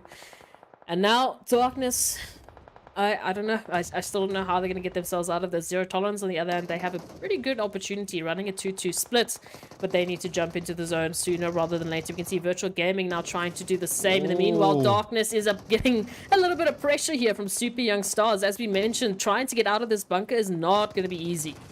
No, definitely not going to be easy at all. But look at this now. Zero Tolerance applying quite a bit of pressures. They too start moving forward, finding the angles on towards the Super Young Stars. Down they go. 2 knocks secured. Winky is down. Oh, Virtual Gaming also now getting picked up as the hits continue to fly down. Lord not managing to get that knock, but does deal quite a bit of damage. It is now going to be one shot to be spotted out. Down they go as the nades continue to rain on through. Marshall also forced to the blue. So 1 million soul, Virtual Gaming, Zero Tolerance, Darkness, all fighting for possession towards the zone. But where's it going to go? Darkness reduced down to only 2 players rather. You can see Iron and Zazal still trying to find a bit of an approach here. Oh, but Gaddafi gets spotted on out and down they go. Oh, Virtual Gaming now down to only 1 shot, holding position into the zone, but I mean, it's a bit of an awkward angle here on the ridge line because we can see Seoul Esports and 1 million have an opportunity to lay down a little bit of the law here. Aya now, the last remaining member here for Darkness, out in the blue, holding an opportunities. Paradox down to 1 HP. So it's a little bit scary for some of these teams and how they're going to be managing this, but in the midst of chaos, Virtual Gaming, they find an opportunity to get their numbers back up to where they need to be. And we see the 3 teams holding 3 players. So there's a huge opportunity for both Virtual Gaming Souls and Zero Tolerance to take this further and get themselves a beautiful winner-winner chicken dinner.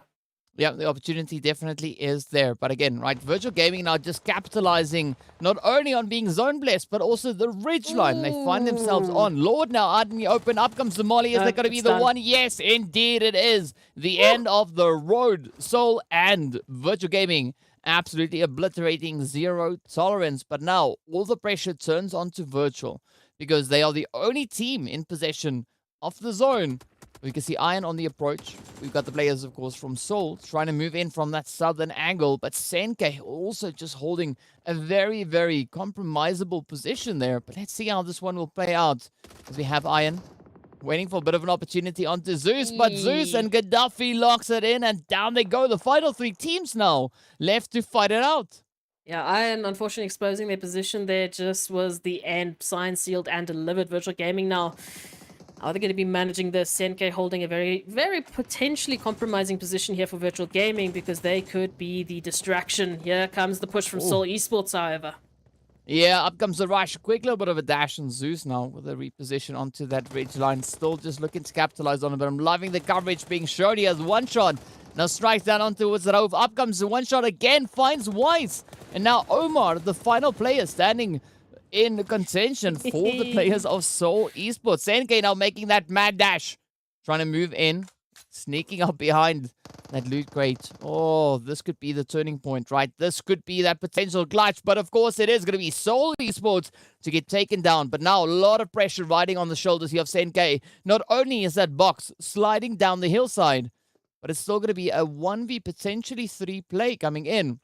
Let's see if that nade's going to make it all the way up to the top. No! It is Senke to take themselves out, and with that, locking in that winner-winner chicken for Virtual Gaming. 11 eliminations strong, and that is the way you want to kick it over on Erangel. Oh, that was unlucky. Sorry, Senke. I'm sorry that I'm laughing, but I mean, what are the chances, eh? What are the chances? Coming on through, it was looking very, very good for any and every team, but it was ultimately Virtual Gaming to manage all of the expectations, moving in quite beautifully into that final zone. And again, I said it was an awkward position, and it was. I mean, they had to manage so many angles, and Senke nearly got the drop on them as well, but one way or another, they managed to reign on top. So Virtual Gaming, they pick up another winner-winner chicken dinner, and once again, in a very close spat with 1 million. Yeah, another one being added to the tally right there. But of course, we are going to be taking a very quick break to just calculate everything. So we'll be right back in a short few moments. Be sure to stay tuned.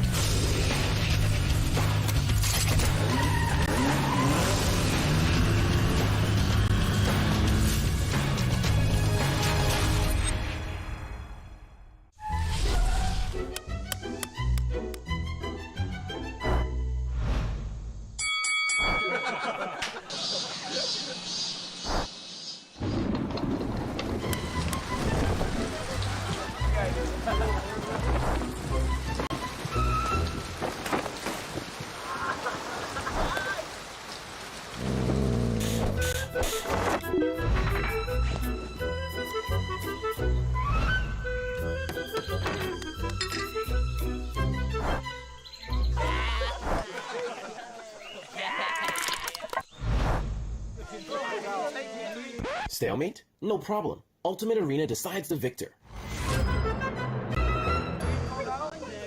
Hey there, fellow PUBG mobile players!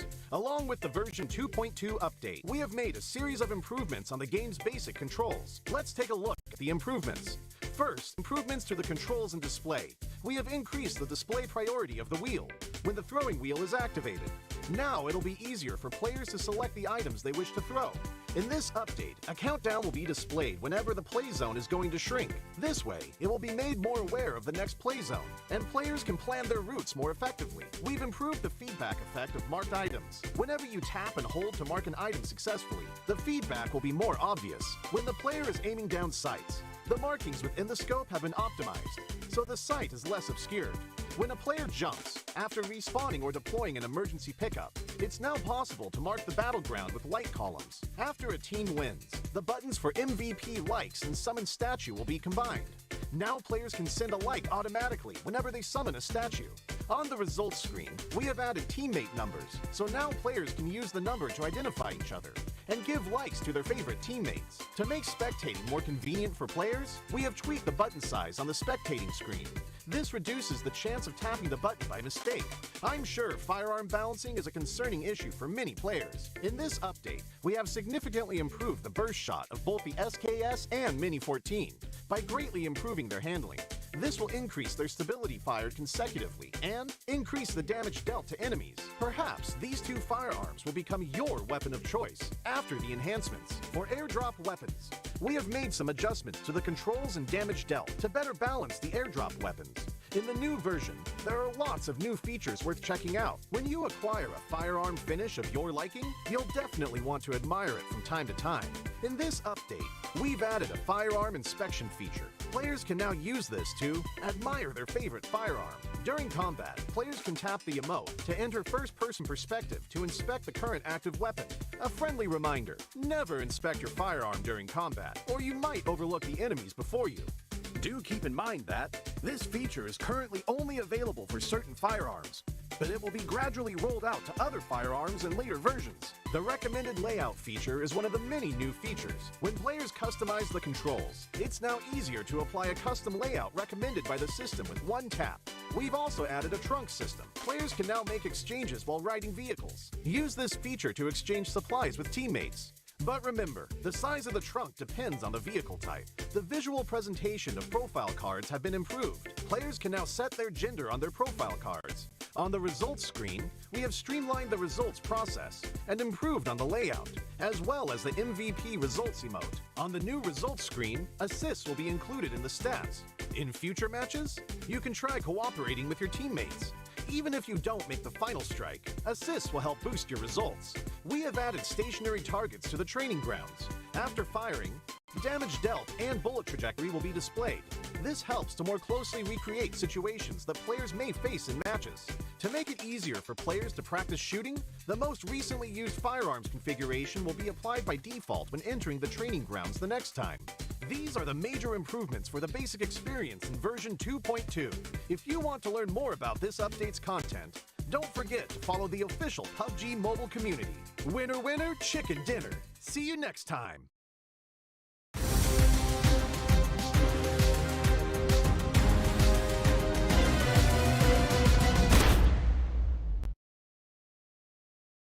Hello and welcome back to the PUBG Mobile Pro League Africa Fall 2022 season. Of course, this is day 3 of our very final week of league play, and we've just concluded our second match of the day, in which we saw Virtual Gaming stepping up, locking in that glorious winner chicken dinner, adding even more to their tally. But as we know, next up is going to be more Erangel. But before we get into that, let's see what the rankings are. Of course, Virtual Gaming walking away with 26 points to their name. 1 million. Senke had a little bit of a oops with that nade. At least still locking in 21 points for the team in totality. No, it was fantastic work from a lot of the teams. I mean, TEAMLAG. Woo!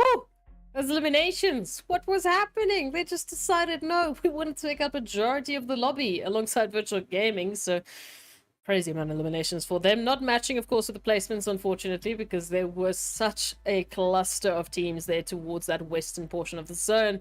Of course, Darkness, Zero Tolerance, Super Young Stars. Hello, Slime 4K team making a wonderful appearance, at least, on this first page. good to see them actually just bringing in a good amount of efforts and showcasing that they're still pushing it. They're still here. We can't forget about them just yet because all of these teams are just so fantastic. Yeah, TEAMLAG definitely not lagging when it comes to aggression, right? But let's take a look and see what that second page is as we move through. I couldn't resist. It is going to be Wave sitting on 5 eliminations alongside their 6 points in total. Titan Gaming coming in with 3 with a grand total of 4 for this match, but quite a few donuts getting dealt out once again.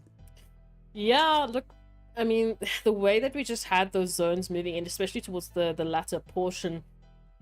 Oh, that Erangel zone was just looking to cause some chaos, you know, be mischievous today. So unfortunately, it has to happen. There has to be some teams, but we can take a look at those fantastic plays as we take a look at our upper moments for Erangel, the first Erangel of today. And of course, it started out with lag, just showcasing the quickest way to you know, get a team wipe going here. Yeah, just rush in, go bra bra, and then it's done, right? That's it. But yeah, some really good plays coming through there from TEAMLAG, but also Wave putting up rather quite a bit of a defensive position, right? They managed to survive for quite some time, all the way in towards that 5th phase. But now as we get to take a bit of a look and see what is going to happen next, we know we are edging closer and closer to hopping into our second visit right back in towards Erangel. But the change up this time is that we are going to be having the players there from Group C sitting this match out with Group D now joining us out on the battlefield.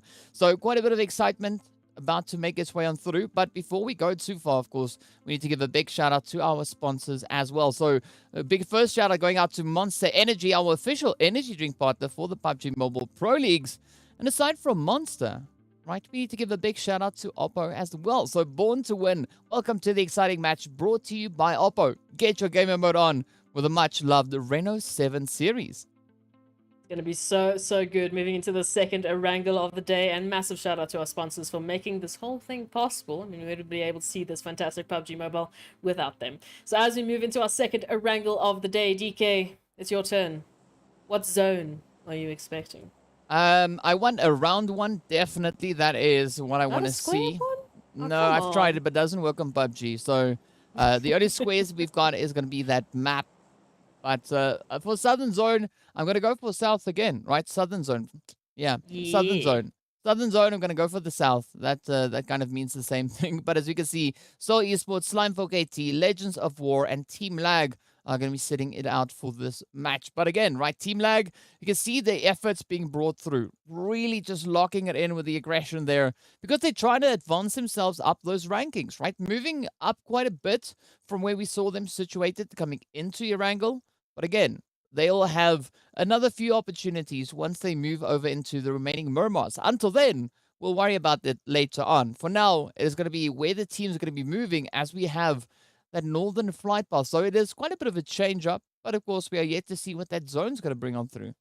Oh, absolutely. We'll keep an eye peeled for that one. And again, I do feel kind of sorry for the teams having to do all of that math, keeping track of, you know, not only the week overall standings, but then the grand total standings, but then also the PMGC standings. Like, that's a lot to have to just keep an eye out and constantly manage expectations. But the teams have been doing it so well. And of course, the zone heard you, DK, and went the opposite way. So maybe that's what you were actually, you know, looking for all along. You know, you said exactly what you wanted, and so PUBG said, okay, we're going to give you exactly what you don't want.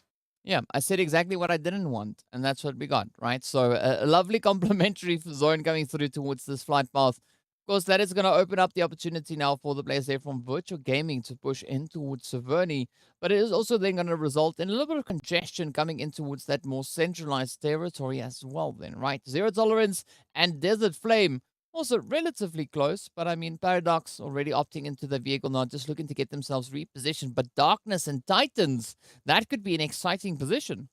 And even see Arab Golden, I mean, they didn't drop towards Military Base Island, obviously, because of that flight path. We'll see how they're going to be managing that in the vehicles. Maybe they might make a dash to the Military Base Island, loot back up, and then get back into the zone. We'll have to wait and see. So, yes, a few interesting oppositions here for some of the teams. I mean, I'm still keeping an eye out there towards Triple and 1 million. Very close to one another, but still got some distance to work with. Keeping an eye out here with Super Young Stars and Wave Esports in particular, as Wave is running that 2-2 split, with at least 2 going towards just the southern portion of where Super Young Stars are currently holding. some interesting opportunities here, I think, for some of the teams to maybe pick up the pace. But again, as you've mentioned, this whole week has been basically a reset for the teams in terms of the energy that they've been bringing and the pacing that they've been bringing. We almost got a little bit of a shock on Tuesday and Wednesday with the teams just slowing things down so dramatically. Yeah, yeah, that is, that really shows a lot of the capability of these teams, right? Being in a position where they control the speed at which the zone really paces itself. And I mean, it makes for some very exciting plays. But again, the team's now having to decide what their options are, what their approach is going to be moving into this particular Erangel. As you can see, the players here from Myth having the entirety of Pachinki to their lonesome, no one looking to contest them, just, well, at least not for the time being. I think things are going to be taking a little bit of a shift once we move into that blue zone closure, right? Once we see where the second phase will be taking us, I think that at that point, that's when we will have a lot more of the decisive plays really coming through. That is a huge potential for these teams.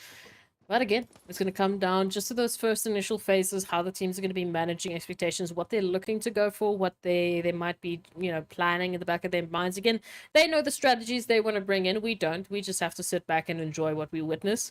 But for some of the teams, that pressure is constantly going to be ringing in their heads. They know what they need to do. They know for some of them that their chances are getting slimmer and slimmer. We are getting closer and closer to the end point, that cutoff date where the top 16 will be announced and the bonus points will be dished out. Again, I mean, taking a look at, we had Slime 4KT obviously in that first week, we had Titans in that second week as your reigning, top team taking the most amount of bonus points, being 20. Question is, for me, who we might be seeing this week, because I mean, the jump between virtual gaming and 1 million, they constantly keep swapping positions. Yeah, but that just shows to the contention coming through, right? It's not an easy play for any of these teams, right? The competition is so tough that the entire standings could take quite a bit of a drastic shift, right? I mean, we're talking about on a weekly basis, not the overall, right? Because that's an entirely different story. But on the weekly basis, we can see teams who really come to the realizations like, you know what, this week we really need to put in the effort. We really need to get our butts out of the pressure cooker and just to play this game as best we can. And that results in some pretty exciting performances, as we've seen, right? Arab Golden, for instance, just on Wednesday, locking in their very first winner chicken dinner. So it still shows you that regardless of who it is, they all possess that capability of stepping up and just dominating the game. Yes, there are a few teams that have been rather a little bit more successful in achieving just that. Yeah, there've been a few teams that have just been raining, some ridiculous numbers on those overall leaderboards. I mean, Titans in particular, as we're looking at them, they were the first team to pick up 100 points a day, which is ridiculous. Second day, I think they picked up 87 or 89. So, they really made a statement. 1 million followed up literally the next day with the exact same copy of both placement points, elimination points, winner chicken dinners, and then suddenly it was, just that realization that, well, all of these teams are competent. I mean, that's the reason they find themselves here. That's the reason they are the representatives of Africa in this PMPL Africa Fall 2022. So they are here for very, very good reasons. But enough chat about what is and what is maybe and all of that. What I want to see is, in particular, how leaders are going to be handling that central band of chaos. I mean, Blackjack just to the east of them, Wave Esports just to the west of them, and now Darkness moving in from that southern position. They are going to be finding themselves in a bit of that pressure cooker. Yeah, a slight little smidge of pressure, right? It's not going to be too insane because there's still quite a bit of distance between these different teams. So I think it's only once we start moving into that second phase, third phase, that's where the pressure is really going to start to build. But for the time being, the team's mainly just focusing on getting themselves situated, trying to move in. Zero tolerance even over towards the sunken city. Also having a bit of a spread out positioning, right? We got Vortex, Paradox a little bit further away. Lord, of course, setting up a little bit of an anchor point here. But again, right, having this edge of the bridge under their in their possession is going to open up quite a few opportunities for them. And that's going to result in teams like Desert Flame, for instance, and DWAS, trying to find a little bit more of an opportune approach, right? Definitely that buggy, being a little bit buggy right there. Yeah, maybe he just didn't like the color, the paint scheme. You know, the livery on the buggy wasn't quite to their style, so they just thought they'd add a little bit of grass patch and some dirt marks, and now it just looks much better, much better Yes. indeed. But Desert Flame making a rotation up again, just to the ridge line here. Very close to darkness, but not quite yet in their territory. As we know, a lot of the teams just trying to get themselves in the zone for that shift, and we'll wait and see how they're going to manage that. Arab Golden also having to make a decision. Do they go to the Eastern Bridge or the Western Bridge? Of course, still on to that Eastern Bridge. We have Titans holding a beautiful little bit of an angle. Not too stressed to get into the zone because they're just on the edge. They can still keep looting and just take things quite peacefully. Arab Golden, on the other hand, again, options are open there. They can either take the west or the east. Hopefully, they will favor that west just because it has been the usual pathing they will take, and right now it's the only safe pathing to take. But other than them, the rest of the teams have an easy entry into the zone. Yeah, coming to the bridges, at least the bridge options that they have here, west is best, right? East, the least. So let's see where the teams are going to be going. We do see that mass migration and convergence of teams heading towards that more northern position of the zone. So we can see the next shift taking us slightly to the more southern edge right now. That is going to kind of force the hand of the super young stars and the players there from one round. We have towards the northern side looking to find a more opportune rotation. Of course, they could have be opting to move towards just the northern edge of the zone. We can see that little compound just up ahead, which has been contested for quite some time before, but it is going to be absolute chaos now, just erupting towards this eastern side, as we can see almost every team that is within the vicinity starting to move closer and closer together. Yeah, I was worried about leaders, but they're not the only team that's got some trouble ahead of them. Everyone going to now be having to fight tooth and nail for their position in this next zone. We can already see Titans picking up at least Kingerman of Mad Knight with, I mean, Desert Flame in a position to get involved, should they wish. But of course, Teak moving on in, finding Wiskola. The rest of Titans moving on in quite swiftly. It's all down to Tyson to somehow get themselves out of this. Yeah, it's going to be quite a bit of pressure, especially now riding on Mad Knight, right? As you can see, Tyson holding strong. I'm not quite sure whether or not they're going to be able to get out of this one. Up comes Teak. Oh, down goes Teak, though. Good aggression. Quick triggers. Oh, but up comes the Flames. The options running out. Puncher almost breaching straight on forward. But again, the utility is going to rain down once again. And this could be that extra additional bit of an opening that Puncher needs to push on forward and maybe lock in that squad wipe. Not quite sure whether or not Tyson's going to be able to attend to the rest of their teammates. I think it's all going to depend on whether or not Puncher will be keeping up this extra bit of an angle here. And we can see Darkness also now potentially getting involved again. Desert Flame not far off should they wish to do the same. But Mad Knight unfortunately will be confirmed as Titans just move on in with such aggression and pacing that, I mean, again, it's hard to keep up with Titans because they literally just jump into the action, you know, no holds barred. They are so quick when they finally pick up what they want to do. The execution is brutal for any of the teams having to, you know, face off against that. But leaders, they found themselves a lovely little bit of a space here in this ridgeline just off to the side of school as they are looking for a few more teams making their rotations. Again, the settled approach has come through finally for teams after that initial migration. Some of the teams now finding themselves in good positions, so there's a little bit of calm before the storm. Yeah, but you can also see a lot more assertness. Well, the team's really trying to assert themselves, rather, a little bit more in towards the positions they currently hold. Right, Wave.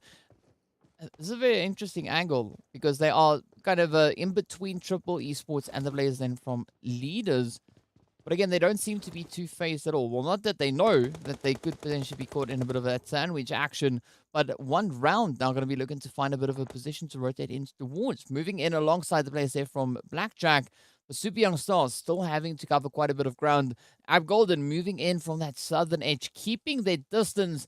And we've seen teams that are able to keep themselves kind of just at arm's length from the altercations, really being able to survive into those much further zones. So maybe this could be another attempt coming through from Ab Golden to make that push for the winner chicken dinner.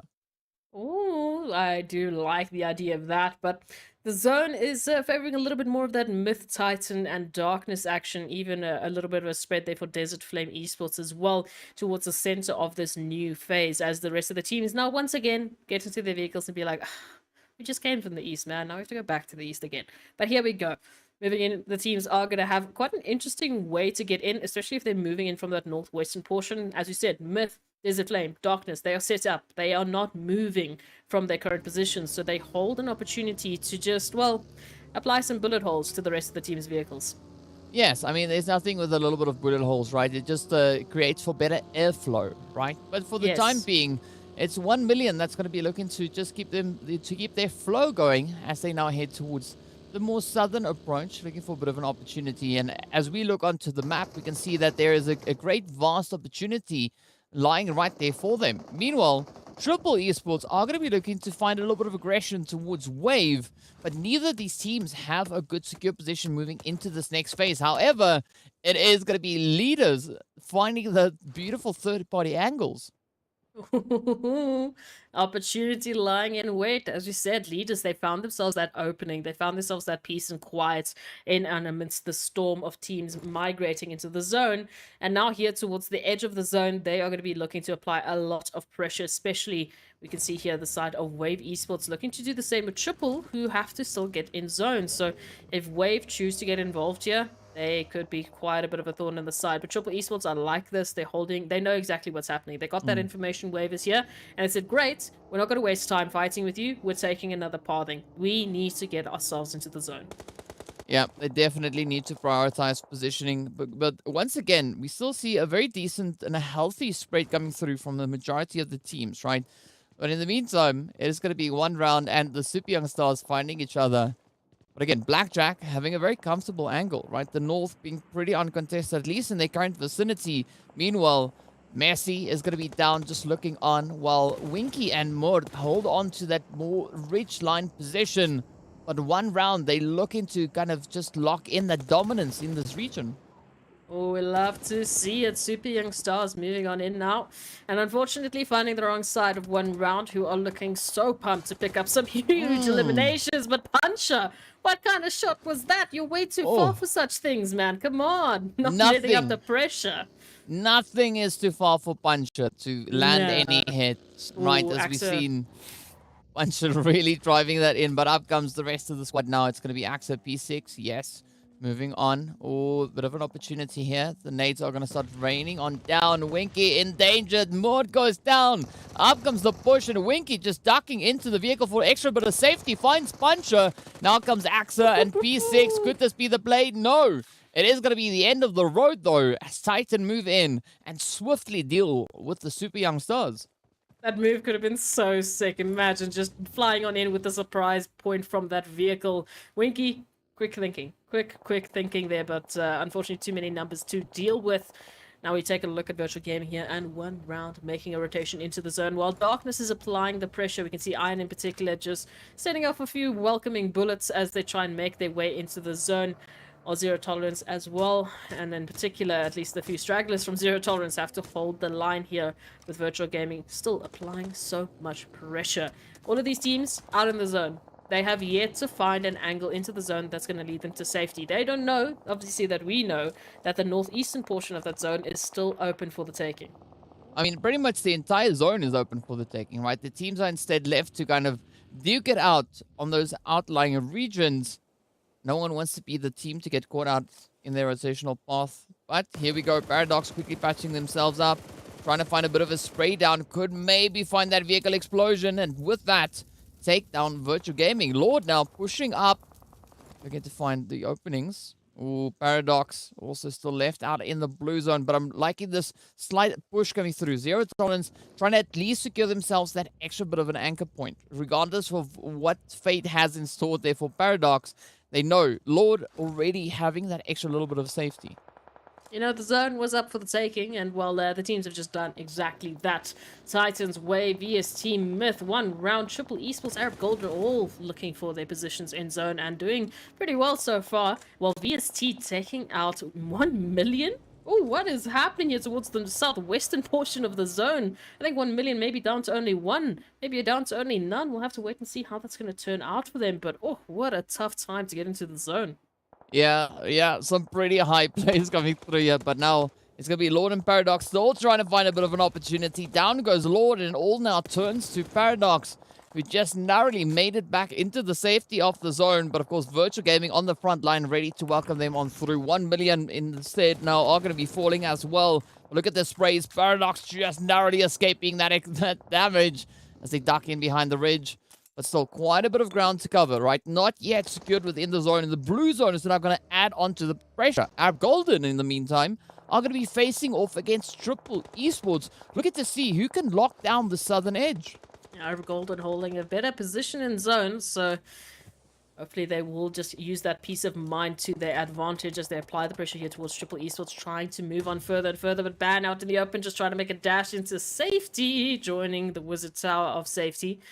But of course, it's Chemo, Survive 7, M7MD that need to fight their way in, or take a longer rotation. But I mean, it's so dangerous at this point in time because so many teams have some fantastic angles and line of sights onto nearly every other team in the zone.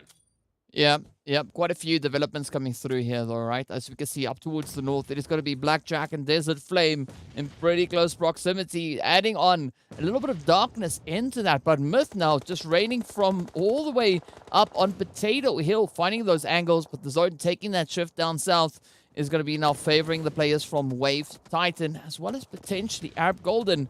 And this only means that Triple will now have to push forward, or at least blaze their way through to get themselves resituated back in that zone. At least the zone does shift towards this side, so it does provide them, an opportunity as they're coming through from the slower portion of the blue zone. But we'll have to wait and see. Smoke's going to be deployed. Arab Golden, they know what's coming. In a few seconds, Triple Esports, they're going to be trying to make their dash into a possible contention here with Arab Golden. Maybe the 2-2 split. 7 Reef, 5-7, they push on forward, while Chemos and M7MD, hold the line, provide the cover that they need. Either way, whatever strategy Triple Esports are going to employ here, it is going to be tough because not only Arab Golden, but as we can see just on the high rise, it's Titans, it's Wave, it's VST. Take your pick. They're going to have quite a bit of a tough time here. Yeah, but up comes the push now. It is going to be that full send coming through from Triple Esports. They want to get themselves back in that zone, and they're trying to clear out the compound. Oh, but down goes Vibe 7. Very unfortunate turn of events. The rest of the squad still in a position when they can continue to push on forward. It's going to be 7 Reef, Chemo, and M7MD trying to find a bit of an opportunity. Beautiful nade getting sent out there as 7 Reef now starts pushing forward, locks in the confirmation. And now, a lot of pressure turning onto Arab Golden. Quite the turn of events coming through. And it's up to Elisio as well as Ban. Looking to see and lock down this fort. But up comes the advances now. Triple trying to find these opportunities.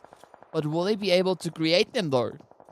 That is going to be the question here. Arab Golden now prepping the nades. They know that in a moment, in any moment, we could be seeing Triple Esports making that dash upstairs, joining them for a party they were potentially not ready for. Ban and Ilias now having to hold the line here. And in terms of the utilities that they have to work with, on Triple side, it's looking a little bit dry, but Arab Golden, they still have at least a nade or two they can pop in just to apply some of that pressure. But the longer this takes, the more consumables we start to lose, and, well, the more pressure you start to apply to yourself later on in the zone. Yeah, speaking about pressure, it's going to be the players there from Blackjack to fall next. And following hot on their heels is going to be none other than Leaders Esports getting sent out in 10th place. That only means that we are now down to our final 8 teams as Myth and 1 round also experience a few difficulties. We can see the players there from 1 round and Myth now having to back up their bags. Down to 7 we go. 19 players remain. But this is where the zone starts to ease up a slight tad bit, right? We got players from VSC all the way over towards that western side. We got Desert Flame towards the north alongside Titan and Darkness. And then as we look onto that zone shift, it now moves in favor of VST. And this could be applying a lot of pressure on not only Triple Esports, but also our teams that we have situated towards the north. However, VST are going to find themselves in an absolutely beautiful positioning. Yeah, and Titans, they've already moved into Darkness territory, taking out Tornado, now looking for Iron, as Iron does find Axa, trying to finish things off with the DBS, and now 2 more left who will be on the chopping block, who's going to be sent back into the lobby. Puncher and P6, though, they have the numbers, they do want to get this done with quickly. In the meantime, it is Triple and Arab, they are finally giving us the answers here, DK.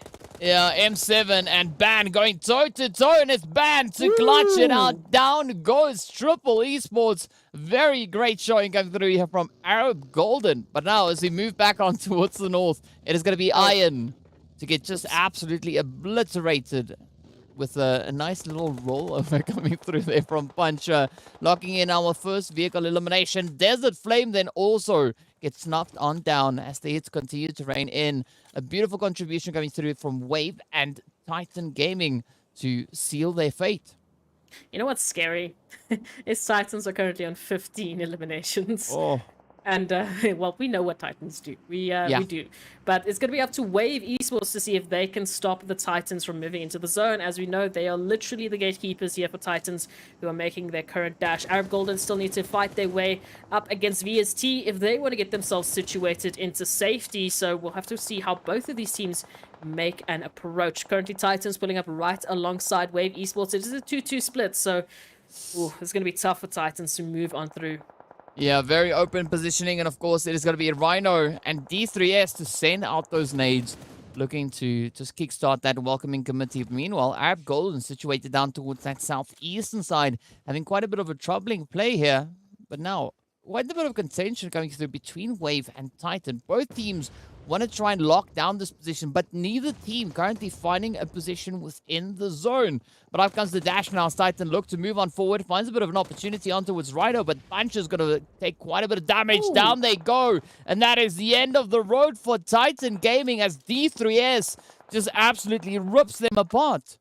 Oh, that is tough. But again, they got sent home with such ridiculous amounts of eliminations. We'll have to wait and see where they end up on the match rankings and who might be topping the rankings at this point in time. As you can see, VST, they hold the best numbers. I mean, 4 players still alive. They're picking up some great eliminations. Who is going to be stopping them is the question. Definitely not Ban, unfortunately, but D3S might have something to say about that, at least until It's a Boo just gets the perfect trade. I mean, what is the answer here? Well, I mean, VST definitely look like they've got this one in the bag, right? This is their game to win, and let's see where they're going to be going. Still only 2 players standing between them and that winner chicken dinner. 5 eliminations strong. Let's see whether or not this is going to work out in their favor. Rhino now just looking on as Zuxi pushes on forward. Oh, not spotting them just yet. Oh, there we go. Now the surprise element out the door. The pressure is going to come through. Rhino not having anywhere left to go. The mollies get deployed. The shots connect, and that is the end. Ilias, the final player, standing between VST and that winner chicken dinner. If you ever caught yourself in a tricky position, this is exactly that. But, of course, VST now just capitalize on their numbers. It's going to be Zuxi to close it off and lock in that winner chicken dinner. 7 eliminations strong. Love to see it. VST, hello. Welcome back. It's been a while since we've seen you on this page, but it is also good to see some, not so fresh faces, but fresh faces. You know, I don't know how else to say it, but it's great. Either way. Now, we have to obviously just think about a little bit of that math. Of course, we know Titans have picked up 23 points just from those eliminations. That was actually ridiculous from all of the teams. I mean, just so active in those final moments. Yeah, but I mean, it is Titans, right? We've really seen them just doubling down on the aggression, especially looking at today so far. But, you know, we still have quite a long way to go, right? But we also then need to take a bit of a look and see what our match rankings are to see how many points these teams were able to secure in their last performance. Definitely, we did see a strong effort being brought through by the players there from Wave as well, and liking the play that the teams are moving up. But before we get into any point distributions, we are, of course, going to be taking a very quick break. So be sure to stay tuned, and we'll see you guys back in a short few moments.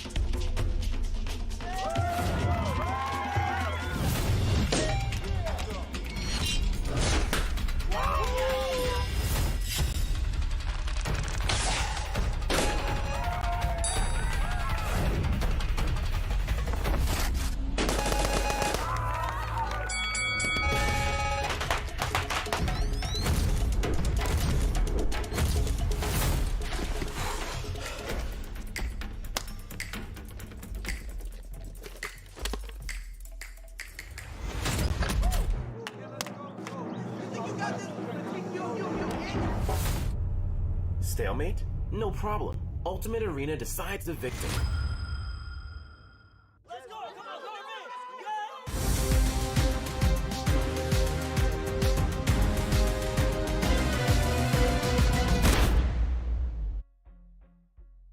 Hello and welcome back to the PUBG Mobile Pro League Africa Fall 2022 season. Match number 3 being concluded now, but that also means that is our second Erangel of the day also done and dusted, which only leaves us with the remaining Miramars to be played out. But before we get on to any Miramar action, let's take a look and see what our match rankings look like and how many points these teams were able to secure. Of course, Titan Gaming logging in those 15 eliminations, putting them right at the top with 23 points to their name. Oh, I just needed VSC to pick up one more elimination, and then this board would have just been perfect. But hey, Titan Gaming, they're just way too good with those elimination points. Just a massive, massive showing from them. Arab Golden, Wave Esports, and Desert Flame Esports picking up the double digits. So good work all around. I mean, even as we go down the rest of the match rankings, there is some fantastic elimination spread up amongst the teams. Darkness, one round, Team Myth. I mean, fantastic, fantastic work. Nearly taking out a team each. So great showing from the teams on this first page. Of course, the second page might not look as fantastic because all the teams on this side decided they just wanted the whole cake, the whole pie to themselves.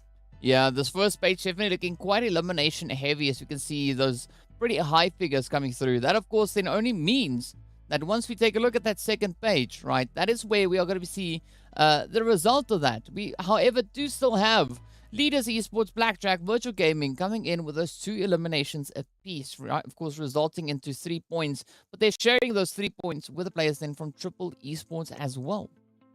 I do like to see just a more spread out approach from the teams, picking up some good points. Again, nearly to that point where all of the teams pick up something one way or another. But of course, we know that is all of our green maps done for the rest of the day. So we're going to be spending our time, at least for the rest of the day, on Miramar. Now, as we take a look at those Oppo moments, just to remind ourselves about our last Erangel of the day and just enjoy the scenery that these teams were showcasing. It was such a tough battle for so many teams into those final moments, DK. Yeah, I mean, it was challenging all the way to the very, very finish. But we did see some really great utilizations coming in. I mean, several teams just rising to the occasion. Arab Golden, for instance, really being able to lock in this position against the side there from Triple Esports. But when it got to the very finish, I mean, that is just where it came through, right? Titans just locking in an absolute aggressive performance once again. Even though they didn't get that winner chicken dinner, still a very valiant effort being brought up once, well, either which way. But of course, that then also only means that we are getting that much closer to seeing what the desert will have in store for us. Now, we've been seeing teams really stepping up, rising to the occasion, right? When it comes to the placements over on towards Miramar. And a big part of what we are going to be seeing now on the overall rankings is part of teams' performances coming through on Miramar itself.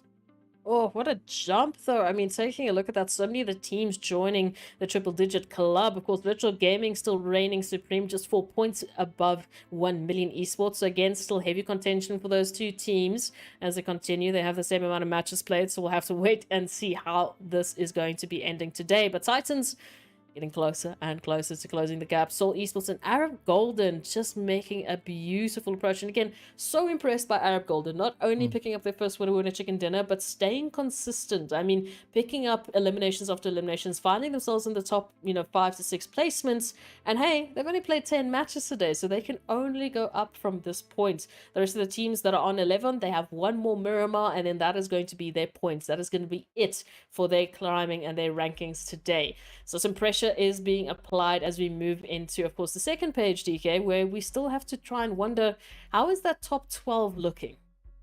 Yeah, I mean, the top 12, there is a little of that separation, but it is going to be up to Zero Tolerance and Slime 4KT, who are the deciders as to who makes it up into top 12.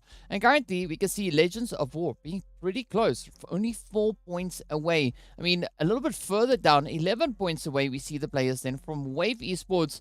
And of course, even slightly further away than that, 14 points from 13th is going to be Triple Esports. Now, as we know, a lot of these points can change in one single game. But it's going to come down to how eager these teams are to secure that, right? How how well they can sustain that focus, pushing through the match to ensure that they acquire the necessary points to secure their position, moving into that top 12 potentially. Oh, it's going to be interesting. Now, all of a sudden, we mentioned the gatekeepers being Slime 4KT and Zero Tolerance at the start of today. And now, well, Slime 4KT, they need to close the gap and take their fellow gatekeeper out for the count if they want to be able to get themselves into the top 12. So, some very interesting moments indeed. Legends of War even being very close to doing the same. And it would be fantastic if they can be joining us on Livic this week of action. Of course, we know former players, or former teams rather, at the end of the overall rankings have a bit more pressure on their shoulders than the rest as they are trying to close the gap. We can take a look at those 4 teams being Mad Knight, Super Young Stars, TEAMLAG, and Blackjack, who need to really push it, not only today, tomorrow, but also, of course, Sunday. In the hopes of just, getting that extra little bit of bonus points. We want to get as many as we can moving into the finals. Yeah, I mean, bonus points definitely going to be benefiting these teams, right? But the one team in particular that's been standing out for me, especially this week so far, has to be the players there from Darkness, right? Already on day number 3, in which we are right now, Darkness have already been able to replicate their points from the previous week. So this also then being their final match of the day is going to be putting quite a bit of pressure for Darkness to uphold that performance and keep on bringing in those points, right? We saw the efforts coming through just over on towards Erangel, but now moving in towards their last game of the day, this is where they need to try and just hone that in and look to see what they can bring through on Miramar. Absolutely. But as we have just said what we wanted to say, you said Miramar, and I am seeing some fantastic Miramar coming through from that northern portion. We don't often get to see a little bit of that Oasis and La Corriera opportunity, but the teams, they will have a very well-centered flight path to work with here. Yeah, very, very nice, nicely centered almost, right? It's just slightly off center, So but close. it's not going to be too limiting. The team still being in a position where they could pretty well get themselves positioned to where they would love to go. So you can see also 1 million Arab Golden, the players from Mad Knight, as well as Blackjack are going to be sitting it out on this game, but they'll be joining us in the final play as we return to Erangel in game number 5. But looking at our stats on the left-hand side, it is looking pretty impressive. And it's good to see a little bit more balance being brought in with the distribution of teams and players. No, absolutely. I mean, just to see all of the different logos, all of the different players showcasing that they are stepping up in any which way they possibly can. Whatever, really is their play style, what really does suit them, they are going to be bringing it to the table. And of course, they have to. It is the last week to pick up all the points, all of the headshots, all of the longest eliminations they possibly can. Surprisingly, not seeing Punchy here. Come on. I mean, they hit some crazy shots, but we're getting so much closer to a 400-meter mark of a longest elimination. I mean, that's silly. That is just how, DK? What is happening? Yeah, I mean that's pretty much zone 6 or 7, right? The entirety of that zone, they can hit a player from the opposite end of that zone, reaching in. That's pretty scary, but that's not something they're going to have to worry about just now because we are still only in our first phase with a very centralized zone coming through, and the teams now getting themselves spread out, ensuring that they can get some decent loot. A slight bit of congestion up in towards Los Leones, but it's not going to be really something to be worried about all too much, right? What we are going to be looking towards is, though, how the teams are going to be looking to play it from this first zone into the potential next ones. Oh, absolutely. But of course, as you take a look at some of these drop spots, we do have a very split up Arab Golden with a little bit of Slime 4KT sprinkled in the midst. We have Salt Esports in a potential staring competition with Legends of War. And then other than that, it may be just Seven Reef checking out what Desert Flame are doing over towards Hacienda del Patron. The rest of the teams pretty well spread out, and hopefully we'll be keeping that distance as they get their loot moving on in. Again, the question, DK, how the pacing of Miramar is going to be comparing to Erangel and Sanhok, because as we know, in the previous weeks, we generally would see a much faster Miramar just because of how the team started with their warm-ups, moving from Sanhok to Erangel, and then they kind of keep that energy into Miramar. But this whole week has just been a complete shift about what, onto what we have been seeing so far. I mean, I'm expecting the teams to continue that momentum, right? We've been seeing this for quite some time. The teams just really speeding up the action over on Miramar. And I got to say, like, I appreciate it because that really makes it so exciting. Teams not instead going to be sitting around waiting to see where the zone's going to be forcing them, right? This is competitive PUBG, right? The teams, instead of waiting for opportunities, they go out and they create them. So there's quite a few angles to be had as the teams start to move along, looking for a bit of a position. We'll have to wait and see what they're going to be bringing to the table. But I would hope that they continue that energy because I also just like the chaos. I just like it when the teams just absolutely push it to the limit and they go like 120 Ks an hour to any and every team that they can find. And they say, listen, today, well, today is your unlucky day. But we'll wait and see how the teams are going to be moving in.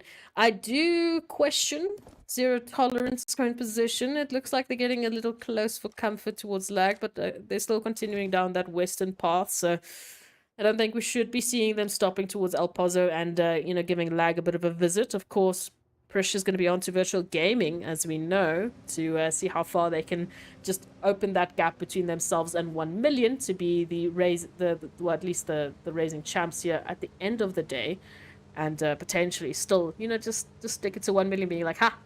Another day, another win for me. Another day, another dollar, right?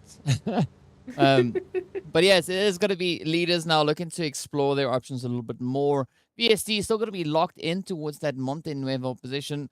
No apparent need really for them to start rotating in any which direction. But we are seeing the players from Wave maybe moving closer towards San Martin. Desert Flame also now starting to mobilize themselves.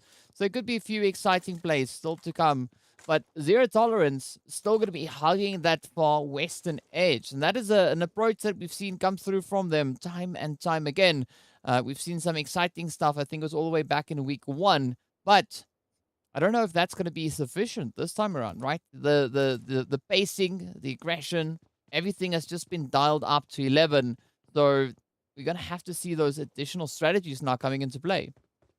I'm going to go as far as saying is that nothing is what you have been doing is going to be sufficient moving into today, tomorrow, Sunday, and of course the finals. Again, I would love an opportunity if we could somehow get the teams fighting against their former selves, fighting against the teams from day one, even just in a one-on-one. You would immediately see the changes these teams have employed and how fantastically they have been adapting. Every single one of them on the entire top 20 list have changed in one way or another. We can sit and, again, jump into that as deeply as you would like to, but we'll be sitting here for hours, and I don't think they really want to hear him go on about stats that long. But it is fantastic to see. And as we take a look at it, of course, Triple Esports, they are running quite a lovely, highly elevated position here, just looking out on the outskirts for any and every team to see where they can bring in a few of those earlier eliminations, or at least get some great, information moving into the next zone. Yeah, definitely.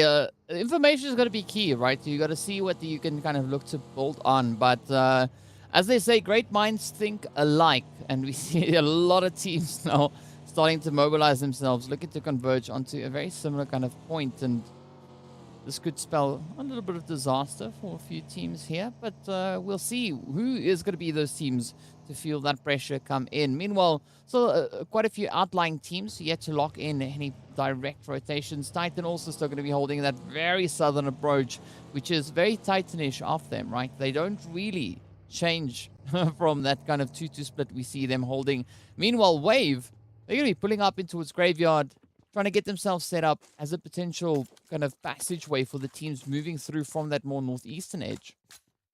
It would be interesting to see, what the likes of Wave Esports, Triple, Desert Flame leaders are going to be seeing once we do see that next zone phase shift, because they are our central teams. Obviously Legends of War and our virtual gaming are going to be joining them, and who knows who else in the next couple of seconds. But I would be very interested to see what kind of chaos they are going to be looking at as we see the rest of the teams rotating on in.